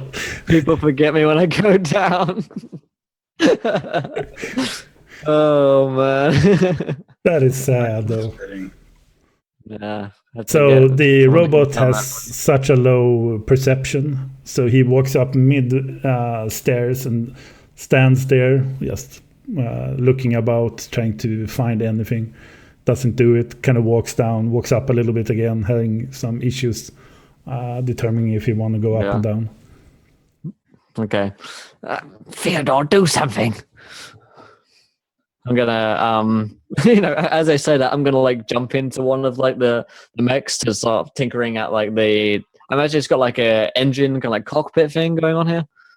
Yeah. So I'm gonna try to reveal so you can actually have more of the maps for you. If you can just give me a minute, I have to get back into Roll20. I'm having a slight issue. Yeah, no problem. No worries. It happens. Oh my god. And thank you to Crimson Phoenix, who donates £5 and says, I didn't like that roll. We'll roll one more time, Will. D10K once more. Exclamation point, Brian. That's all I need. 8212. That's quite a high one. High up. Those are great. 8212. Yeah. Getting higher and higher until we reach all. Okay. All elves within 10 miles develop a powerful fear of heights. Okay, so that is noted. I'm guessing like I'm not an elf, but it could include me as well. If you wanted to play like that. Yeah, as it's not that common to have like elves here at this point. It could be a something that goes out to most humans instead. So okay, cool. Most humans is fear of heights from now on, and kind of dislikes if you haven't been up high before. So you're starting to feel like, the height's not so good. Nope, not gonna go there. Which is kind of a really bad thing, because the land kind of battles out in airships. So I'm like inside the cabin of it, and it's quite high up. So I'm like, oh dear, sudden nausea. Which product number of machine do you tinker with? Can I see number 7? No, not at all. Everyone. I just jump in the. I'm just gonna jump in the nearest one, I think. So whichever one that would be, I'm just gonna dive into it and start fucking around with it, basically. Yeah. So let's see if it's the 300. Damn it. You see that number 11 that you jump into is so much alike to your father's work.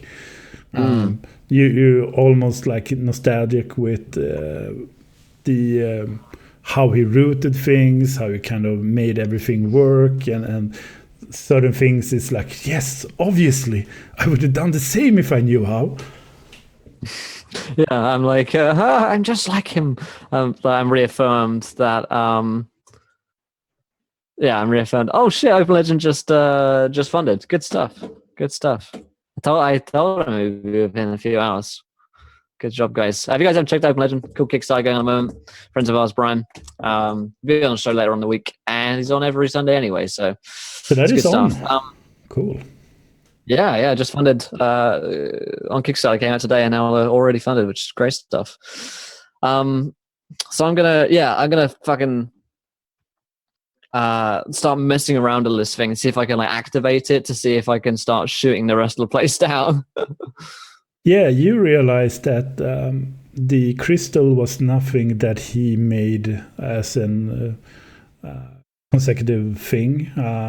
This robot doesn't have any configurement for a crystal. So there is just a command and a kind of a string thing that you could put in like orders. And there is just a small key that you need to activate it. And you remember that there is someone that took the keys from you. Oh, yeah. I look outside the cabin, I'm like, the keys, the key, and I'm like trying to like the keys, because there's a star-like creature outside I don't want to upset.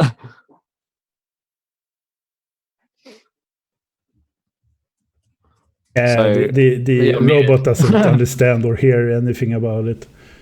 The machine. There's a lot of loud music playing. I can't hear Theodore. Theodore, unmute. All that kind of music. No. Can I throw the key up to Boris successfully, or is he like really high? No, he took one of the nearest ones. So just roll me a d20 if you totally pull up a 1. It's bad, but other than that, it's. Smack it into my face. He like falls into the exhaust of the machine, and it's like gone forever. Yeah, it's destroyed. How did it go in that one tiny tube? Yeah, but you throw the key, and with Boris kind of light fingers, it's like ooh, ow, ooh, and you get it. Yeah. So you juggle with the key a couple of times. Yeah, I grab it. Thank you, and I dive back in. So Boris kind of thinks a little bit when he turns it on and starts it up that the mayor may be having some secrets on his own. He said that there were only 10 to 15. And the easiest way to actually duplicate is to use parts or something that he can't like copy from your father. Okay. So he probably have been trying to copy his work and doing like a massive army of them. Huh. But so I've got this thing active with the key. Does it like light up and do? Yeah. It starts up and it's in the idle version now, so it doesn't really do anything. It's just like. Is it making a lot of noise? No, it doesn't do any noise at all. He hasn't started I'm it still up. going to kind of sneak to a further machine, keeping an eye on the Dalek. If Boris starts making a ruckus with the one he's in, I will start, just taking some, shots onto the Dalek just to distract it. Staying kind of behind cover, but just as a distraction. Yeah, so you will shoot at it. Distance. If it moves towards me, I move away, and just always hide behind the legs of another one or something. Yeah, so make your shot. Did it start making noise? Oh, you're waiting if the if it starts to notice the one he's in, then I'm I'm with you. Otherwise, I'm just leaving it alone. Yeah. It's kind of standing idle in the staircase, but I do go ahead and I hide behind like the legs of another machine. Just, do you want me to roll a stealth? Yeah. Hit me up with one. It does stealth. 8. Yeah. Oops. Yeah, he will probably go for you or here if you are starting to make the advancement.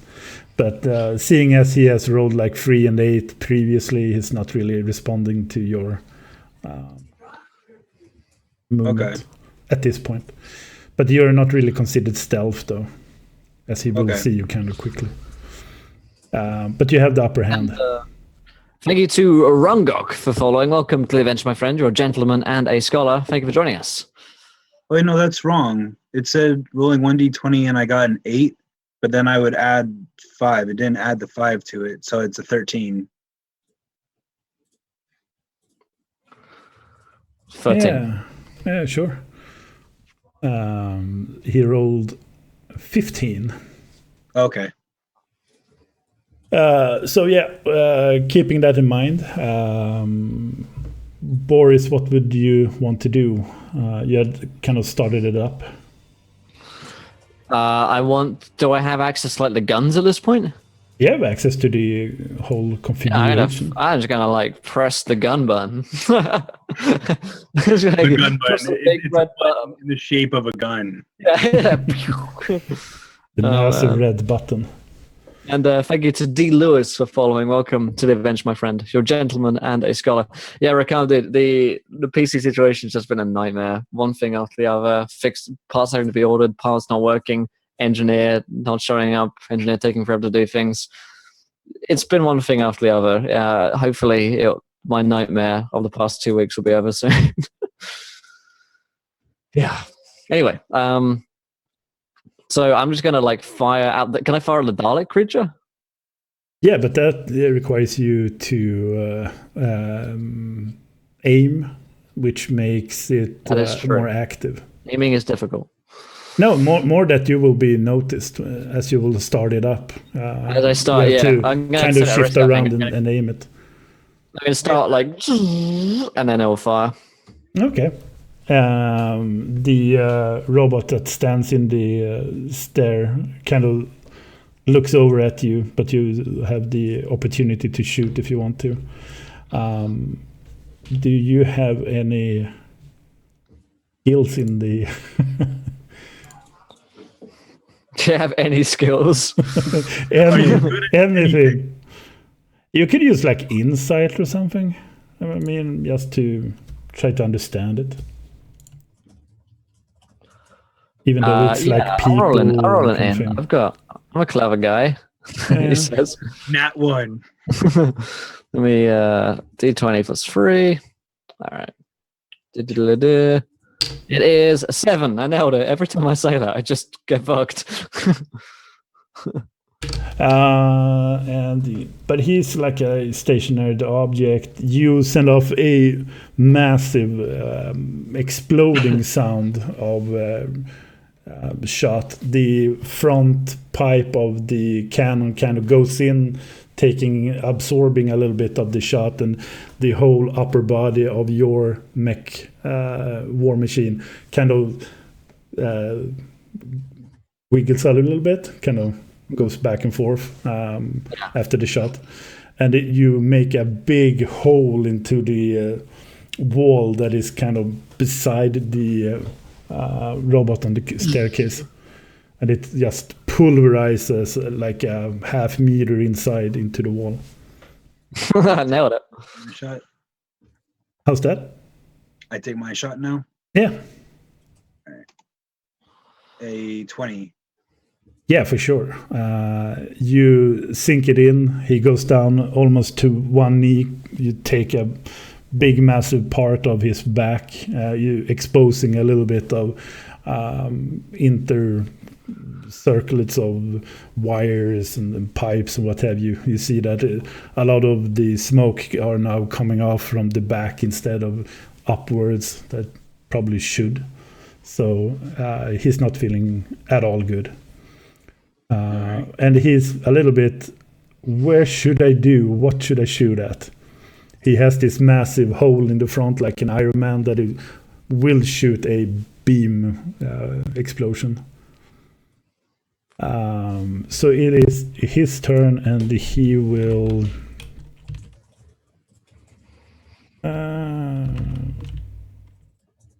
shoot at Boris. Does Boris have an armor class of like 50 now because he's inside a giant robot? That makes sense to me. I agree. Yeah. You agree. Now. You're impenetrable. Exactly. So he makes off a small exploding shot. It almost bounces off the top rim of the machine that you're sitting in, and you see just rimming it.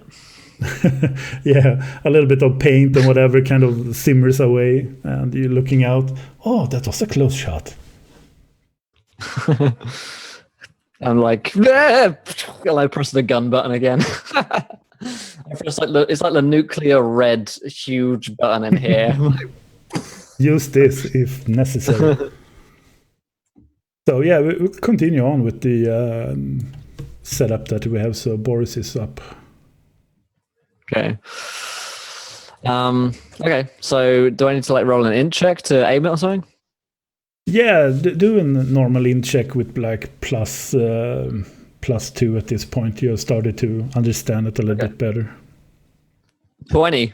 Yeah, so you hit him straight on, and you do 5d8.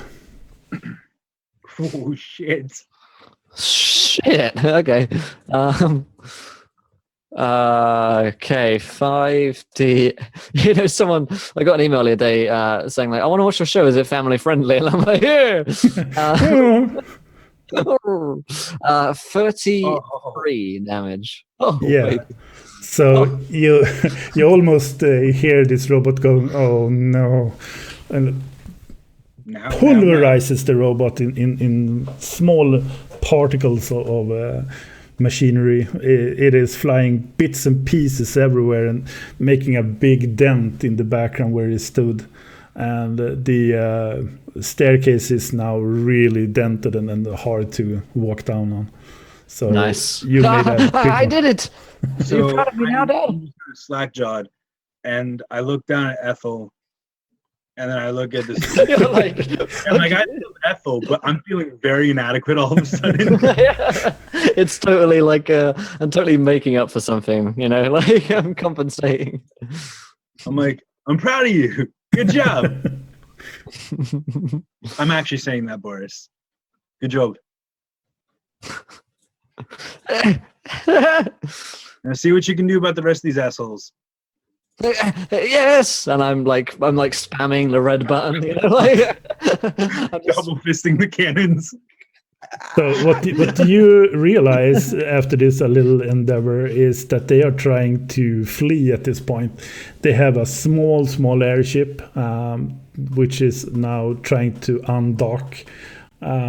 You could either try to shoot down the people that are trying to load stuff, or you're trying to aim at the airship itself. I think I'll go for the airship. Yeah. Roll on.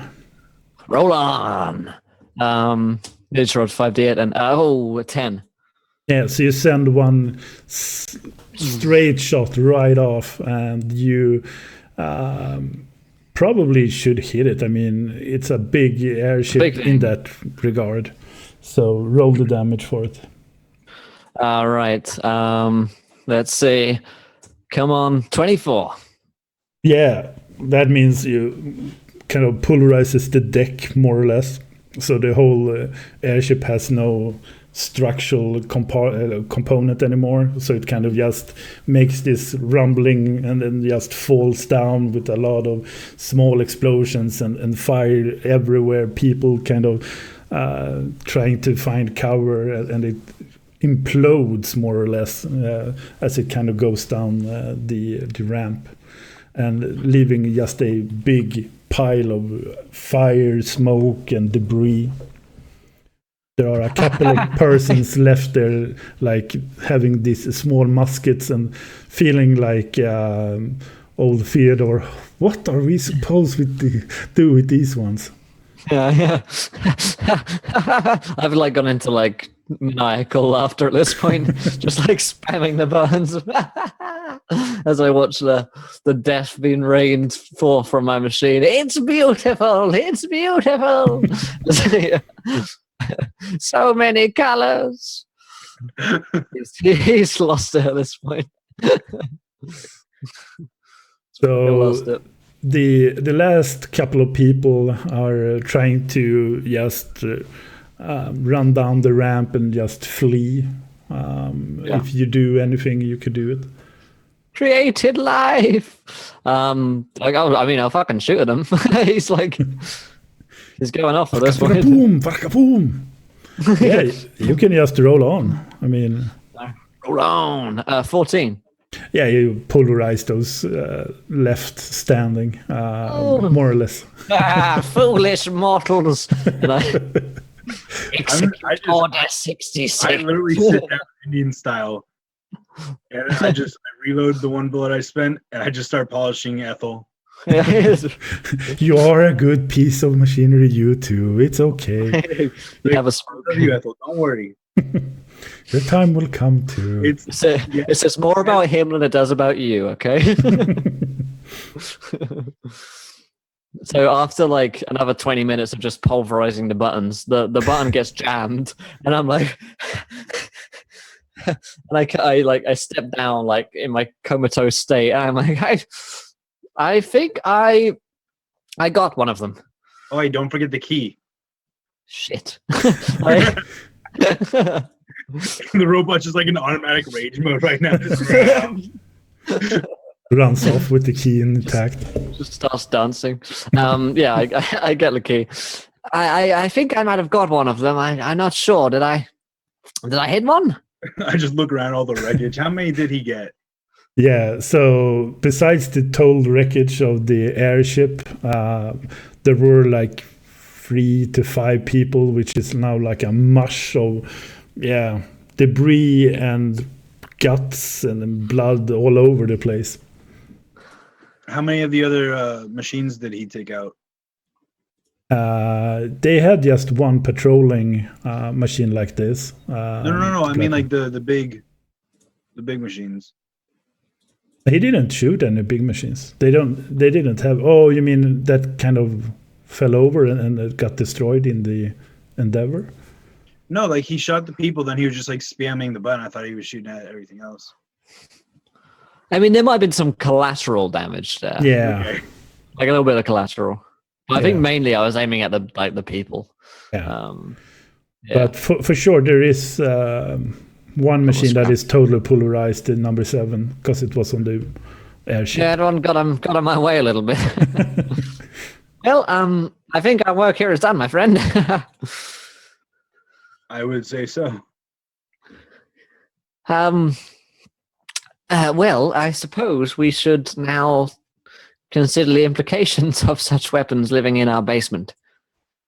Are there any more of the people that were escaping? Are there any still alive? No.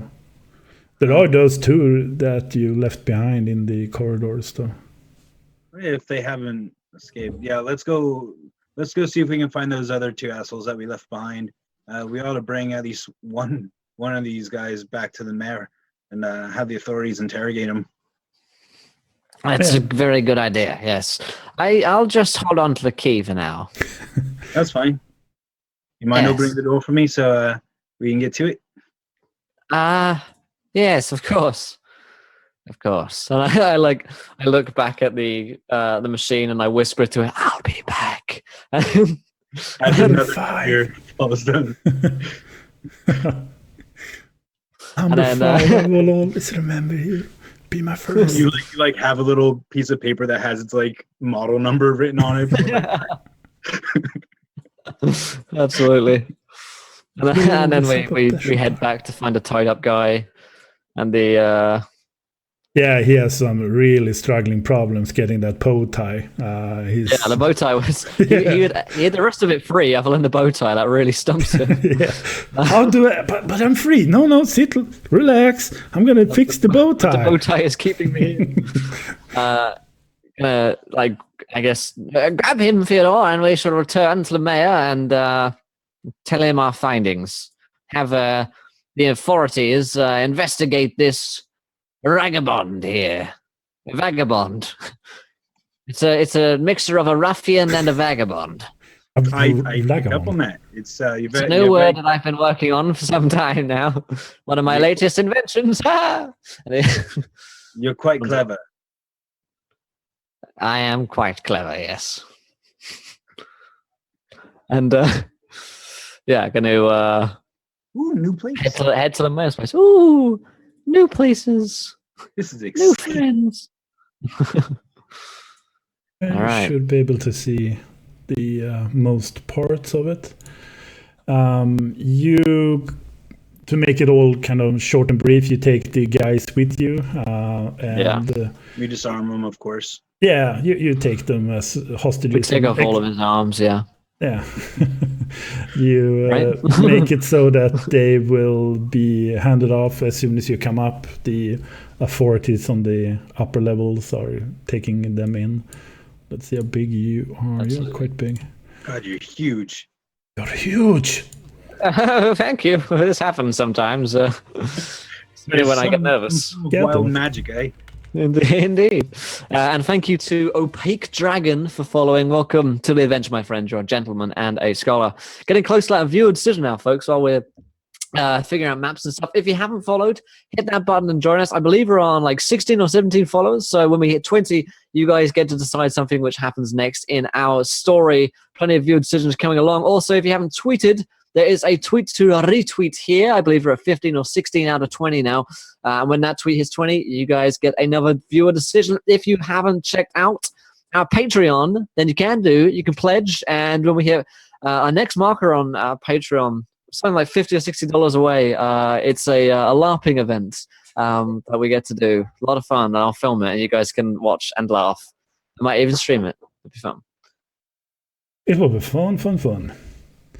Yeah, guys. But at the very least, I'll make be sure right back, that make sure you hit that follow button like you're a maniacal engineer high on Gundam. Gundam fighting. So Will went off a little bit. How is the game going for you, Matt? It's go well? How's your character? Yeah, dude, this is really fun. I've been wanting to play a gunslinger for a while, but of course all the standard D&D stuff, I mostly play out of the PHB, so there's nothing quite compares to the smell of gunpowder virtually. Yeah, and the thing that I kind of feel after a while when you played the normal player's handbook and maybe some iteration to another book is that you feel, I've played every class I want to now. It's those two, those three. And after a while you want to do something else, and it's kind of a small number if you compare it to like Pathfinder, that is like a library. Yeah, because in general, I'm a pretty new player to role-playing games. I've only been playing role-playing games for like less than a year at this point, maybe about a year actually, and I've only played 5th edition, and I've only played like 3 characters, including one-shots. So I mean, I'm still learning, every time I play, but it's really cool to have opportunities to play, different, non-standard classes while I'm still learning. And I'm not, I know people who get like bored of a certain class, or like, they, like you said, I've played all the classes, what do you do then? How do you come up with, newer original characters? And, I really appreciate that I'm able to play this, when I'm not at a point like that, Yeah.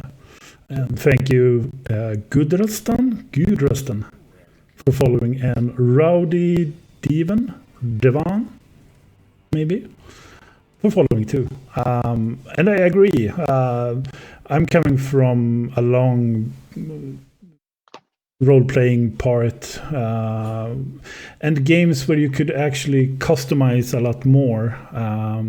So when I played D&D 5th for the first time, it felt a little bit short and mainstreamed, which is great in its own right.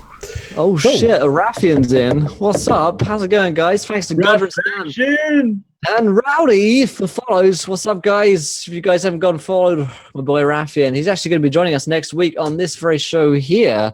That was if you're wondering why I had to go talk to the PC guy. It's completely done tomorrow. He actually turned up at the door, so everything should be all done by tomorrow, guys. Yay! But yeah, thanks so much, Rafs and Mags. Good to see you guys. Sorry for having to run off there.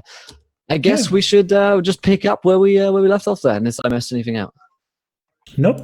We tried to make a good conversation while you were gone. I'm sure you had a lovely time chatting to each other. Oh, yes. So, all right, yeah. So we're in the mayor's place. We've got the villain captured. Yeah, so before you can talk to the actual mayor, his strategic advisor regarding all military things is Pierre Moulin. And he says, I would like to talk to you, and leads down to his kind of chambers. Very, very well. I suppose we can chat. And they're going to head on through. He's got like a newfound confidence, I think, Boris, at this point. Yeah. So he leads you down to his own part of Mayor's Chambers real estate. And it's really decked out with all sorts of contraptions. And Boris knows there is a couple of machinery that he hasn't been tinkering with. So he's immediately a little bit of, ooh, what is this? Toys. Yeah. Ooh, yeah. I'm like, ooh, hey, new things. And I could probably build that. And Pierre, I guess we could scale it down a little bit further. I'm gonna shove you into his little chamber. Oh, you went along. Don't put me in the chamber again, Daddy.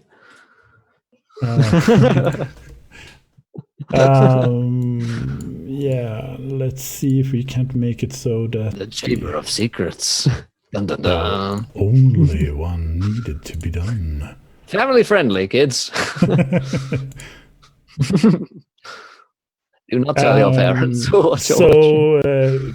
Pierre, when you kind of goes down with him, you notice that he has something that he wants to say, and he has some problems kind of conveying exactly how he wants to say it. But you see, without doing an inside check or anything, that he has a lot of things kind of brewing. And on the table, you see a battle plan, actually many different battle plans, schematics, and there are a couple of things that caught your eye. If you want to, both of you throw down a perception check. Yeah, I'm going to throw that down. Throw it down. 20, unnatural. Oh, 20. It's not a natural 20. Those crits say natural. Roll. 7. Well, I believe that if Theodore, you're more being cautious and not really paying attention to the small details on a table. You want it's being worse, is what Actually, he's being. Can I roll a perception check for something kind of unrelated? I want to see who in this room has the best hips. Dancing wise, or doing the bigger bug checks. This is really important to me. I mean, Boris doesn't really have very good hips. Of dancing or doing a fast one. No, just looking. We're gonna see. Childbearing hips is what he's looking for. Does a 15 tell me who has the best hips? I believe that you think that you outrank both Pierre and Boris at this point. I kind of like just, put my hands on my hips and just kind of like not paying attention to the battle. Looking at Pierre, he is like a board, really tall, has no ass, just a straight one. And Boris is more this hunch over kind of engineering tinker kind of guy. So you have the better posture. It's like back and in butt. Yeah, you have the better posture for sure. Yeah, of course. But how Boris, can we help you, Pierre? Yeah.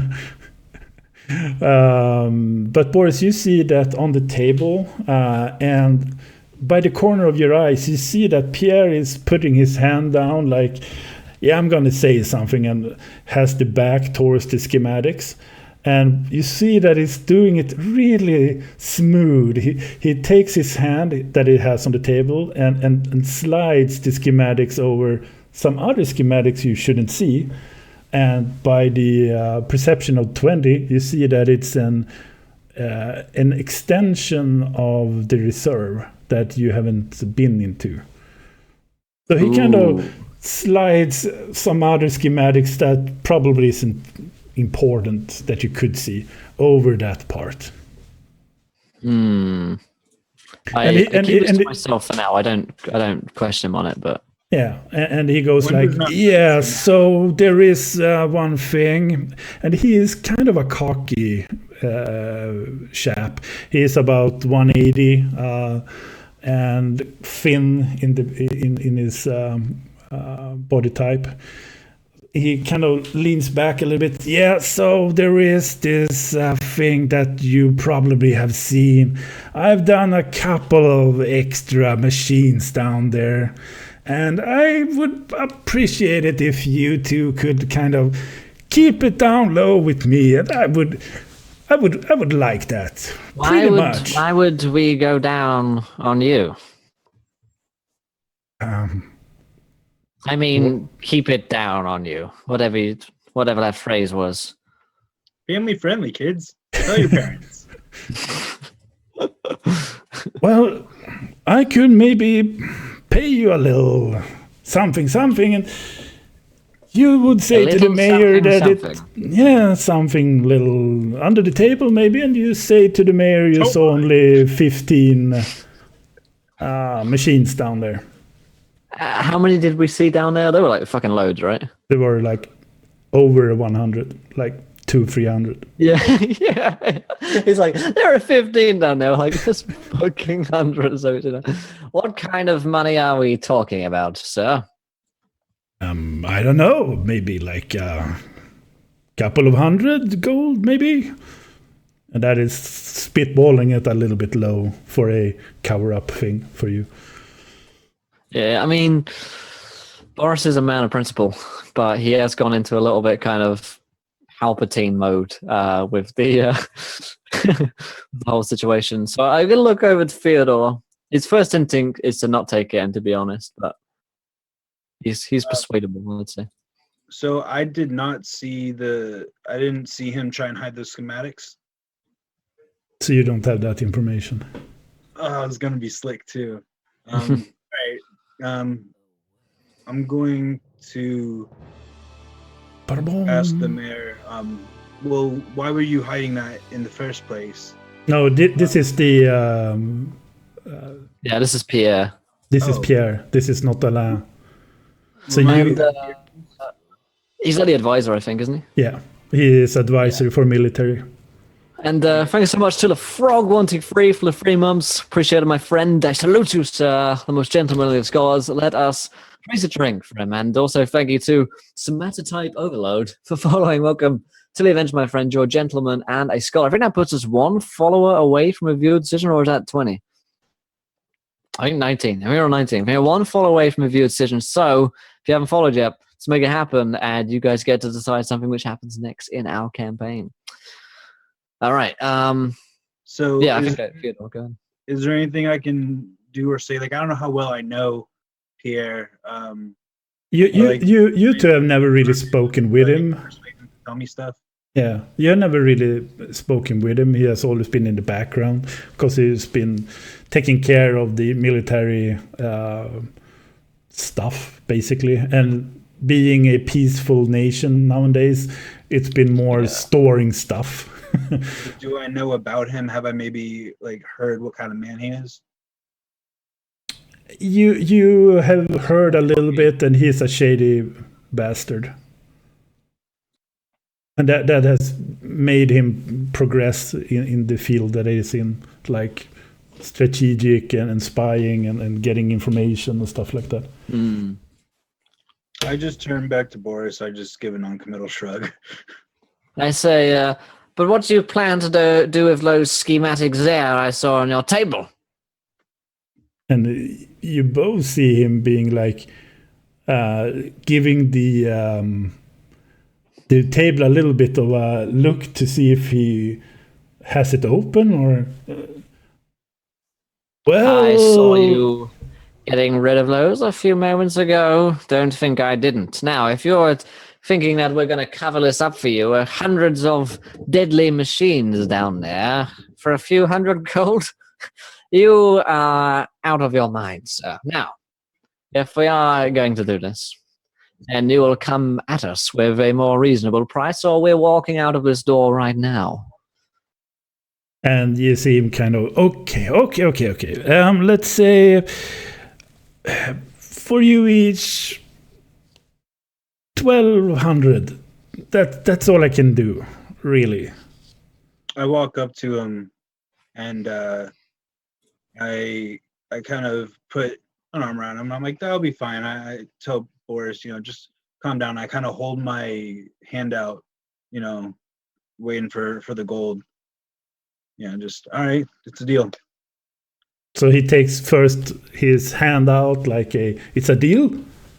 Yeah. It's a deal. It's a deal. And you shake his hand?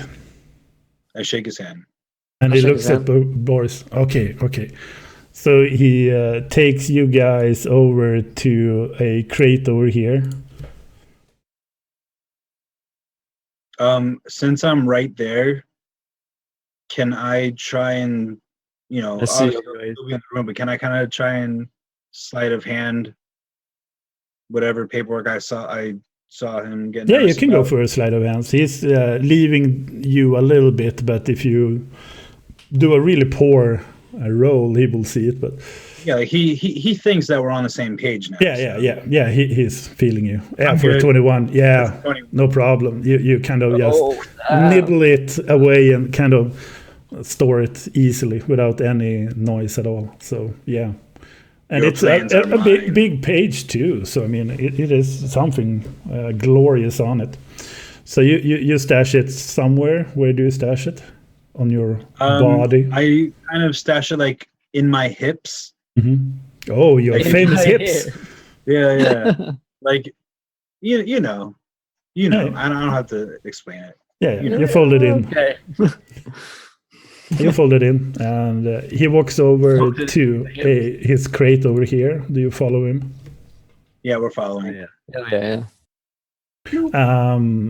And he opens up the crate, and inside there's a little box, and there are a couple of pouches, and he measures them up a little bit, and he hands over a couple of these almost like sacks of gold, and he says, "Okay, but keep it really down low now. We have a deal." We have a deal. The only question I have remaining is, of course, the mayor is aware of this, right? You're not keeping this from him, correct? Well, that is the deal, right? You don't tell him about what you saw down there. Yes. If the mayor doesn't know, trust that we will have full discretion. I just wasn't sure who does know. Just We three, of course. We are the only one who knows now. Keep it down low. I won't say a word. That's how I like it.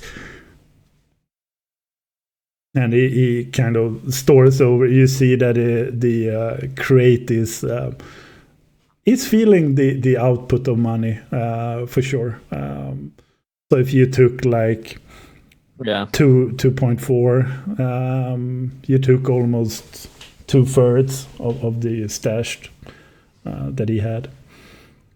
And he kind of looks down and that's all for me. That's all for me. Well, it's a pleasure doing business with you, sir. Yeah. The mayor will see you, but remember our deal now. Remember our deal. Of course. We don't forget our friends. And I turn on my heel. I click my heels and leave. So you walk up, and the mayor comes down after a while. If you do, this guy. yeah, you have a little bit of moment if you want to do something specific before the mayor. Are we going to stay true to our word, Theodore? Of course not. Mayor's our friend. Exactly. We stay true to our friends, as I said. And I'm just kind of like playing with a giant bag of gold I now have. Yeah. Just playing with your ball bag. While we have like a cutscene moment of us just laughing. Let's go. Them gold. I'm bathing in it. Just. I do say though, turning to him and having a very serious expression on my face. Of course, there's one thing we have to do before the mayor. Yes. We need to hit up the pub. Good man. We do a really quick pub crawl. Yeah, so there are quite a lot of different pubs, both pubs, and then there's these rundown taverns, these cellar kind of shady pubs. So there are some different ones, and in the inner circle, in the smack in the middle, there are a couple of these really expensive ones when they're coming out with a small bottle of whatever and pour it up and being all fancy smancy. So it's a little bit of what you like. At one of the shadier pubs, I just buy around for everyone. Yeah, okay. Yeah. Tell me how much I got from the advisor, and then minus whatever I spend, but we can do that later. But yeah, so I just buy, of course, my drinks, but then at one or two of the pubs, I buy around for everyone. Yeah. Nice. Just so they know who I am. bringing they it have back. a friend. So aren't he the son of the hero that just left? Oh, you mean the great hero Jonathan? Yes, I'm his son. Like, I just go completely deadpan because I hate my father. I'm like, yes, that's my dad. What's up? So do you if you write something on my handkerchief, and this young kid kind of hands over a handkerchief to you with a ball pen? I hand it back to him and I say, my name is not worth anything right now. I don't take fame from my father. I'll earn it on my own. Give it some time, and one day you can have my autograph, but that day is not today. I'm not worth it. Then I would have a signature from one of the greatest before he became the greatest. He's like, Now, we have an important meeting with the mayor. Oh, but that's so cute, though. I really want him to try to persuade me. Oh, go on, twist my leg. Yeah. oh, All right. stop it now. I find the nearest Sharpie permanent quill, and I will sign his handkerchief for him. Yeah, and he's kind of all over the place, showing it to his friends. They're not really sure what he's off on, and not really on the same page, like talking to a completely different category. Yeah. Who? Right. Yeah, he's something. Back to the mayor's at some point. Yeah, so you go back to the mayor. Pierre, you don't see him. Completely drunk, though. Yeah, Yeah, we're like you're feeling drunk. it. Tipsy drunk. Mayor. Successful. Mr. Mayor. We're going back to the title page, I think.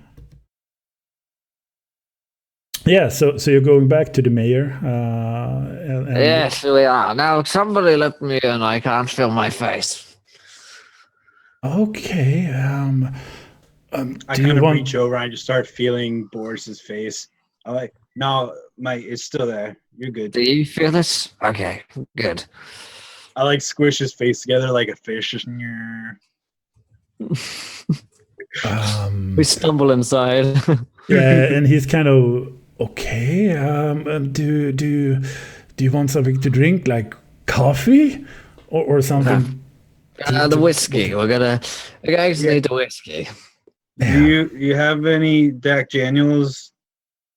Jack Daniels. Jack Daniels, please. Hit me up. And he pours double. something of a different brand that is poured up in a kind of a big glass for you guys. And he sits down in his kind of lounge area. So, have you investigated anything? Have you seen anything? Yes. Good. There are 200 to 300 machines down there.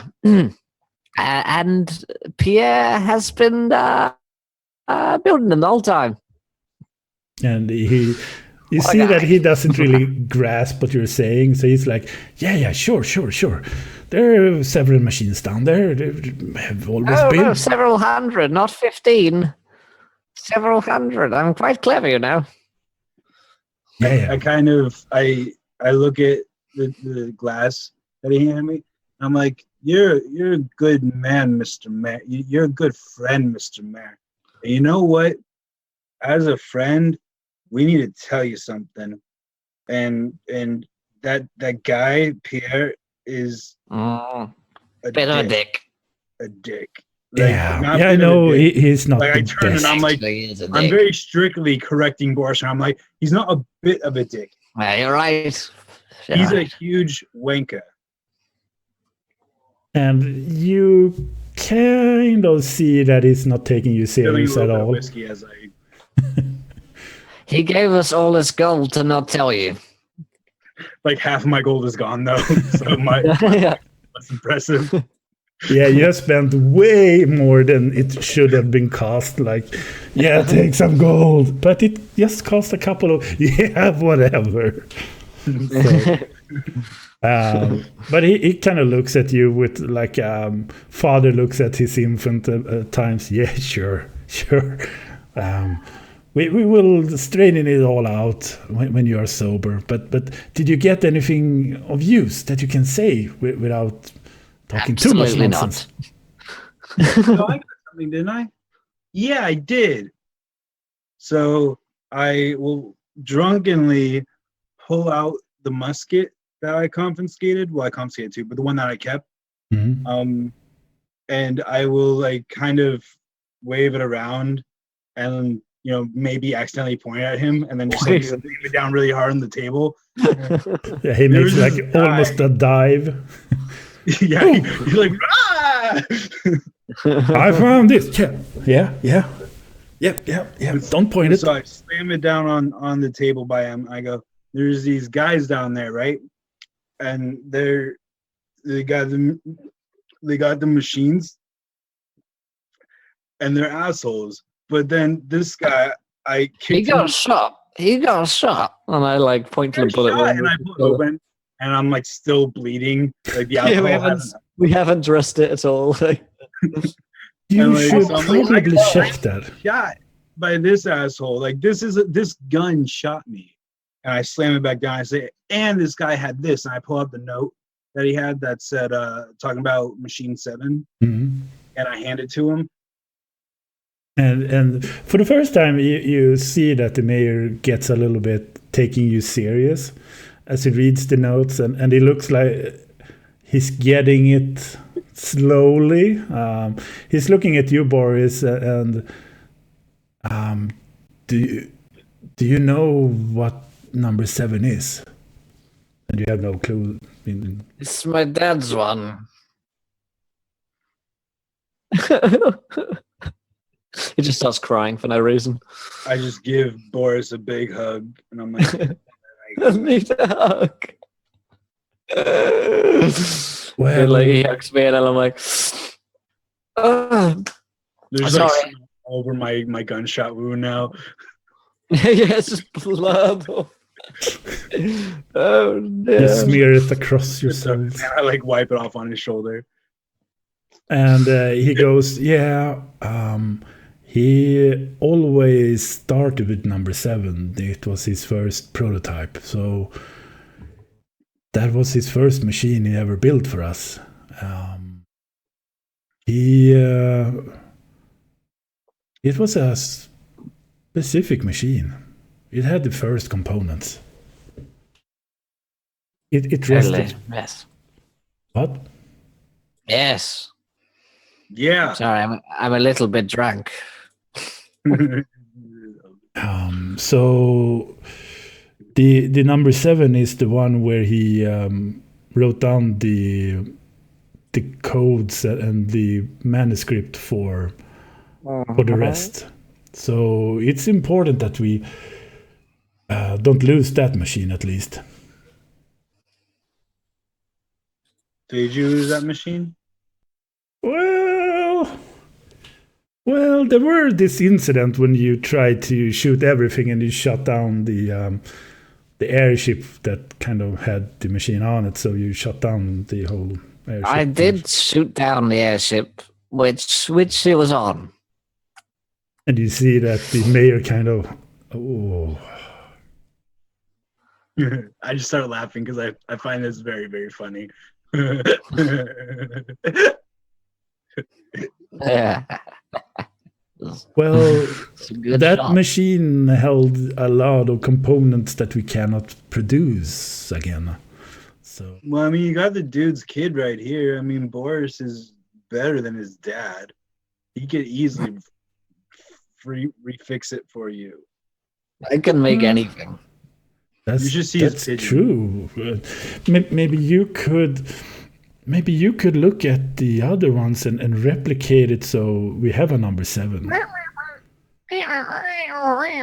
I've got my 2 pigeon robots and I'm just like playing with them. I thought I heard a cat. This Yeah. hunk of metal almost. But I can fix them. Yes. Where do we go? okay, we could meet up tomorrow, and we could go down when you are more, let's say, sober. Let's go tonight. Let's go right now. You're not really most of sober at this point, so maybe we That's should an even wait. better reason to go. I won't want to go in the morning. Yeah, I wanna let's go go now. now. Like, I'm scratching my shoulder, but I'm like really like scratching the gunshot wound now. Yeah. Like, we're good to go. Let's do it. Roger that. In the morning, I will not want to be around you anymore. So we should go now. You don't want to be around me? No, I'm talking to the pigeons. Pigeons. What are the pigeons saying? They are saying rude things about you. I pull out my gun. No. I aim at a pigeon. And I aim at a pigeon. I say, "Oi, you take that back right now." He does. Okay, and I go to like put the gun away, and I accidentally pull the trigger, but the safety was on, so nothing happened. I like have a mini heart attack. Like I hiccup when I like click. And the mayor is like, oh, Jesus.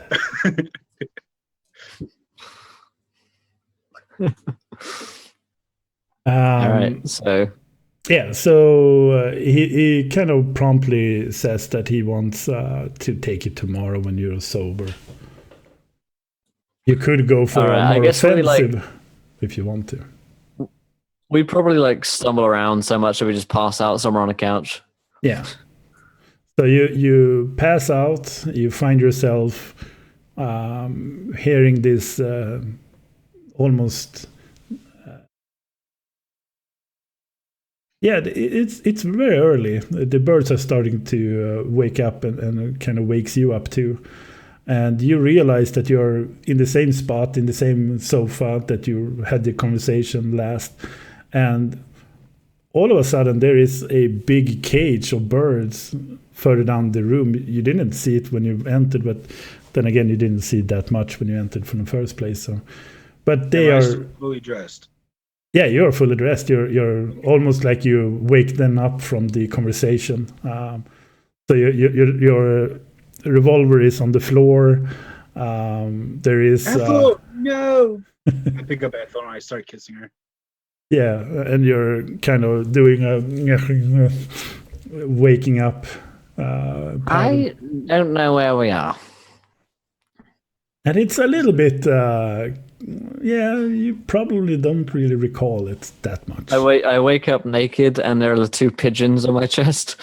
I'm like just clamped on to very strategic. I just whisper to them, "No one knows about this," and then I start putting my clothes on. Yeah, you somehow have kind of undressed yourself and put it neatly beside each other. So folding it up. Just that someone sober undressed me. Feeling very, very, what the heck happened? So once we get like dressed and breakfasted and stuff like that, what did we agree to doing last night? I seem to remember us agreeing to something. An autograph. Ah, yes. The young man's autograph. My autograph. Yes. I can't help but feel it was more than just an autograph that we agreed to there. Oh, my memory. Inspire people everywhere I go. Oh dear. Oh dear indeed. Mayor, where a bit are drunk you? the night before. Yeah. Like slightly drunk. Enough where like I feel good. Where's the mayor? He should live here. It's a nice house. He should live here. He should live here. Is he here? He would love this house. He would absolutely, you know who would love this place? The mayor. He would absolutely love this decoration. Oh, we really should stop by his house sometime and tell him that it's probably on the market. Hopefully, yeah. Where's the property agent? We must have gone house hunting and fallen You asleep. see that there is this big bottle of whiskey that is completely empty, and you're starting to recollect that after a while you started to chug it down. You really had it. So when you say chug, it sounds like shag to me. Shag it. You shag it. You really shagged it down. You Europeans are crazy. Yep. Crazy, I say. That's what we do with alcohol. We don't drink it. We shag it. We shag it. Chug and shag. Everything you do is chug and shag. Chug and shag. So the mayor would love this. And I imagine, like, it's at this point I turn around and like see the mayor, and I'm like, oh, the mayor kind of just passes you house hunting in the other room. You would love this place, mayor. And he comes back into the room. Oh, so you have awakened. He kind of smiles a little bit. You know, what are the odds? We were just saying how much you'd like a house like this, and that you should come and house hunt it as we were doing. And do you know who lives here, Mr. Mayor? I do. Oh, I should have gone. You bought the house. Congratulations! You bought the house. I like him furiously. Like yeah. Like my arm is killing me now because the anesthetic is torn off. Oh, like I'm so excited. It's like, oh, I'm so sorry. I should have brought you a fruit basket or something. Yeah, you brought yourself in a very fun state. So, how are you feeling? Better? I mean, much better. I'm very happy for you. Yeah. For me. Very happy for you. Can't congratulate you enough, Mr. You don't happen to know what we agreed to last night, do you? I feel like we agreed to something. We talked about fixing the machines, the 15 machines. What machines? The toasters. The war machines. Right, I was hoping I weren't going to say that. And where are we going to go again to fix them? My head is really I believe if we get something to drink, coffee. I know we cannot talk about alcohol at this hour. Well, coffee is not so much alcohol, so some breakfast, something to eat, maybe make it so that you can waken up a little bit, get a full stomach. Yes, okay, I'm liking the sound of this. And then where do we journey to? We need to go down to the reserves that you could fix the machines, I guess. The reserves, yes, fix machines. Okay. All right. We can do that. And I start getting food and stuff. Yeah. He has got a couple of people in who helps him out occasionally. Made a table of like breakfast, normal stuff. He sits there and signs paper and then has a big clip on where he kind of looks over a couple of stuff, the day's agenda, I guess. I asked one of the people helping out if I can have do you have any mashed potatoes with beans in it? Like, can I get that? I'm really hungry for that right now. Yeah, sure. We could do that. And strolls away. I dig it. The time you take is like full hour or so getting the food, trying to get it in, and trying to just digest. To keep it in. Yeah, try to get it digest and just being. I'm like, no, I like hold a hand to his mouth to stop him. You just see like leak through his fingers. And after a while, you are starting to get a little bit better, and stuff is getting more and more back to normal, and you feel the whatever it's called, better self, back again. Yeah. Feeling more sober. Yeah. Now I'm like, okay, I feeling much more prepared now. So shall we go down to the reserves? Yeah, I believe that is what we should do. Actually, I have, since the number 7 is gone, we should see if he left something for the other machines, if we could replicate it, or if you could make it so that it's operational at least. It's been so long we have used them, I don't think it's operational. Jolly good. Yes, we'll go down there, see if there's anything that I can do, and if there isn't, well, we'll come back and have a few drinks.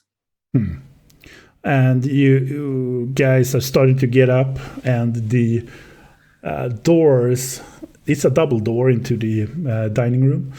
They are kind of forcefully, abruptly, with a big force, slammed open, and in walks Pierre and the other shady guy you haven't really seen before. And Pierre looks at you. He has this strange grin on his face. And he looks back to the other guy that you haven't seen at all before. And the mayor goes like, "Oh, Pierre, we could talk later. We could talk later." And Pierre... What? How's that? Can I roll an insight check? Yeah.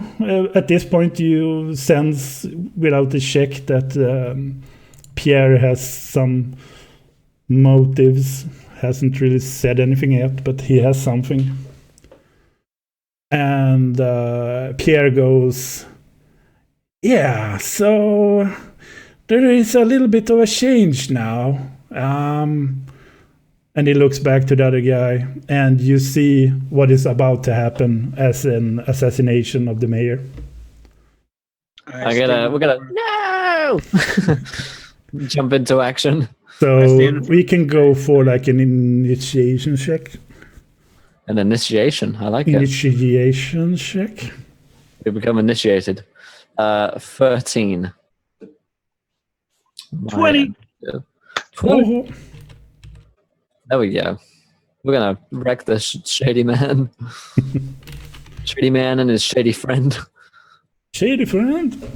Yeah, so... Is he shady or shitty? Shitty. I think both goes. Both goes. So in the top, we have Theodore going for it. Right, what will you do? Stop him, Theodore! So I stand in front of the mayor and I pull my pistol onto the big bloke, and I will spend a grit point to I will do an arm shot to force him to drop his weapon. Yeah. He's throwing out what looks like a smaller revolver, like taking it out. He's trying to go all John Wilkes Booth. Gotcha. Mm-hmm. An arm shot is just a regular attack, deals no damage, right? There's no other bonuses? No. Okay. That's a 26 to hit. With the grit and the arm? Pardon? Did you go for grit and arm, or did you just go normal shot? No, with the grit. I'm going for the arm shot. Yeah. So you hit him, so he kind of takes a damage to the arm, and the gun spins out of his hand, revealing it more. I still have my weapon out, and I train it onto Pierre now. Mm-hmm. And I say, "What the fuck is this about?" And Pierre looks at the other one, who looks really what the... this is but only the beginning. And you see almost like a madman's eyes. That's never a good sentence for someone to say. This is only the beginning.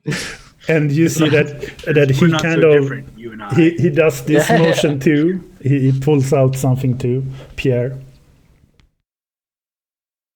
And the round goes to Boris. What would you do?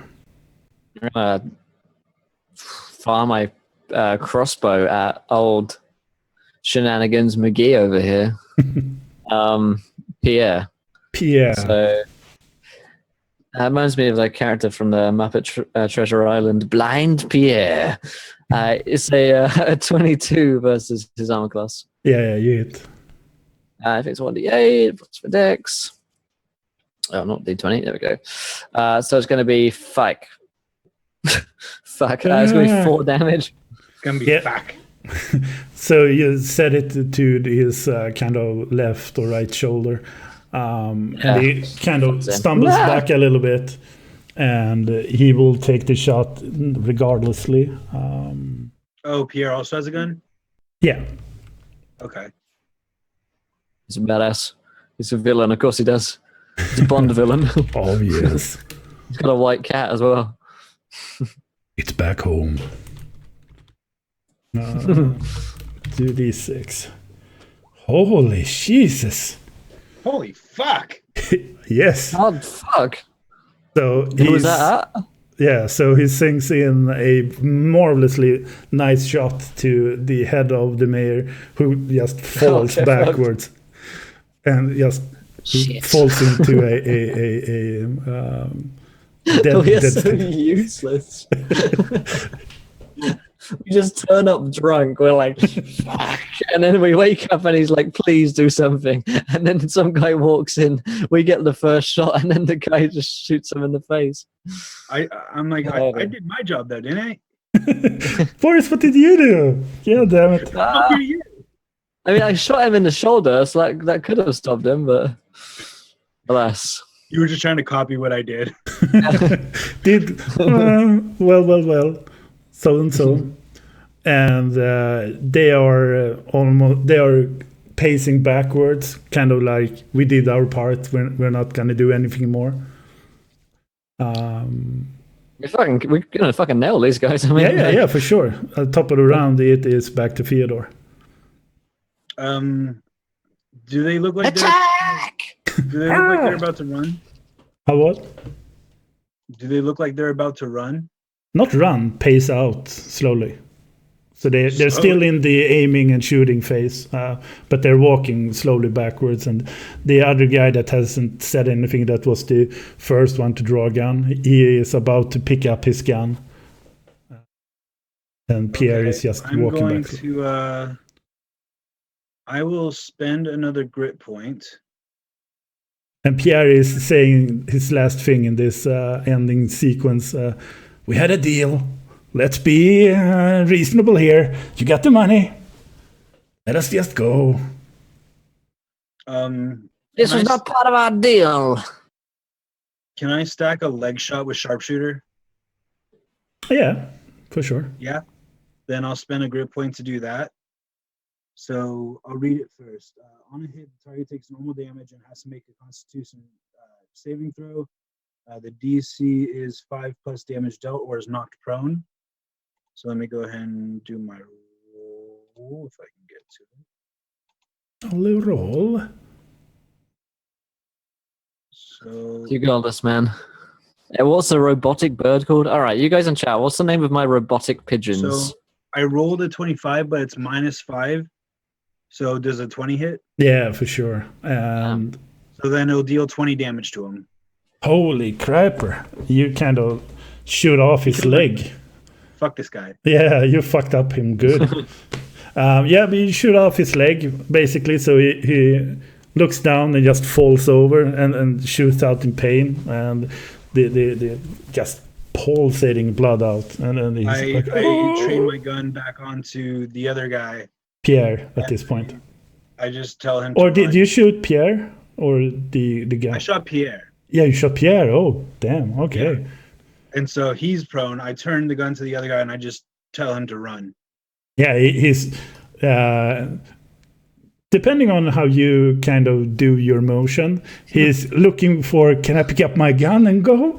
He's doing that motion. Very, very slowly. He is unarmed because he has no weapon. Yeah. But very slowly look him dead in the fucking eye. Yeah. He picks up the gun like, I'm moving. And no, he doesn't pick up his gun. No. So you give him the motion like, oh, no, you don't. No. I just like kind of usher him away with my gun. I kind of just like get the fuck out. Yeah. He's like, okay. I'll go. And he runs off. Attaboy. I guess that's the end of my turn. And Pierre is bleeding out, so he can't really do anything.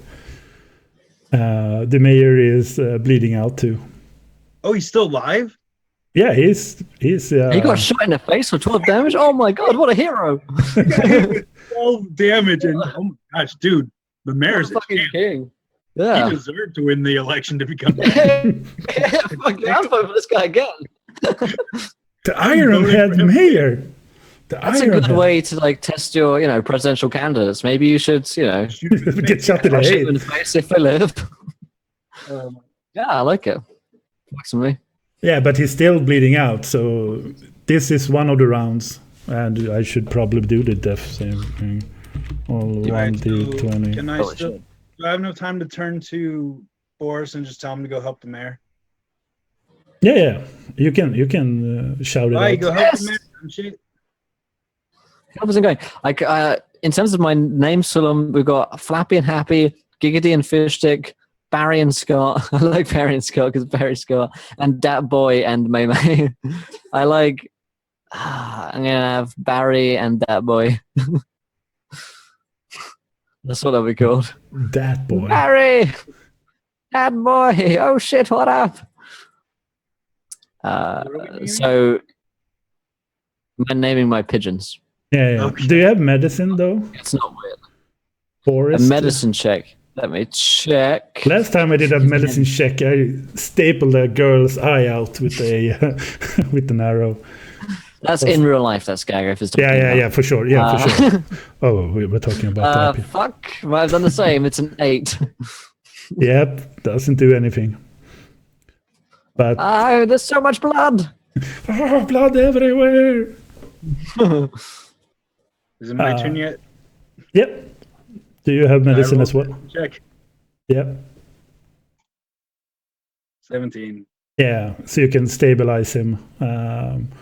And he will be like one-eyed mayor here on out. So That's his new name. Is One-Eyed Mayor. one-eyed mayor. And you guys making the last scene, you come out to the entrance of his house, and he is having a couple of persons helping him, and there's this little child, very young in age, having these goggles or whatever, and she's looking at you two, being a little bit of the hero today, saving the mayor and all. She looks at you, looking up. He's been shot in the head. I don't know if like putting a bandage on it's going to save him. But I was wondering, are we able to help stabilize Pierre so we can interrogate his ass? No, Pierre is so gone. I didn't just shoot him. His leg went flying. Yeah. It went off. It went like a basketball off to another field. can we put it back on? You can Will this work? Will this work? However, the child looks up on you too, and she looks a little bit beyond into the skies, and she says, like, "Look up to there," and point upwards. I have a look up. And You look down. yeah, and you see the scenery of several airships now entering in over the horizon. A lot of them, and it is outfitted big cannons. There are small fast movers going in between, so it's a full-on fledged war against your country at this point. Fuck. Oh, little girl, I think you ought to go back inside. And that is the end picture of it all. God damn. God save the queen.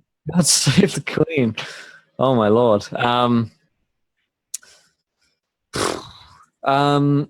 What? I mean, I'm speechless. We are fucked. But hopefully the mayor is okay. One eye. Bravo. Excellent. Well, yeah, one-eyed mare. Hopefully he makes it through. So that's how we're going to wrap up episode 1 of Dawnbreaker. Hopefully you guys enjoyed the session. Let us know what you thought about it in the chat. And of course, don't go anywhere because we're about to start our next session here, which is going to be, I think it's called Funland or something like that. It's a one-shot campaign. Myself, Skageth, Josh, Charlie, and Beth are joining me for this one. It's going to be a lot of fun. Another 3 hours of D&D happening right here in a few moments' time. So stick around for this next show. Grab a drink, grab some food, and that lot. Let's quickly go around. And first of all, thank you, Skageth, for running this campaign. Skageth, what are your thoughts on the session, and where can we find you on the internet? Yeah, I think we did pretty good, actually. I had really good fun. You guys did a good job without really knowing what to expect. We got everything set up a little bit earlier than this stream. So, yeah, I think it was really good. Yeah, I had a lot of fun. So, yeah, I will post where I kind of do the aftermath of reports, kind of like a after action report instead of in for a game. I often do like after action talk how I kind of did the game and how I thought about doing stuff. Pillow talk. Yeah, pillow talk. So I will write down. I do it on the Twitch of Dice Corner, so you can head off to that space and hook me up. Absolutely. That's awesome. Thank you, Skageth. And Matt, thoughts on the session, and where can we find you on the internet? Mostly on Twitter. You can find me at Ishman223. I'm usually just on there.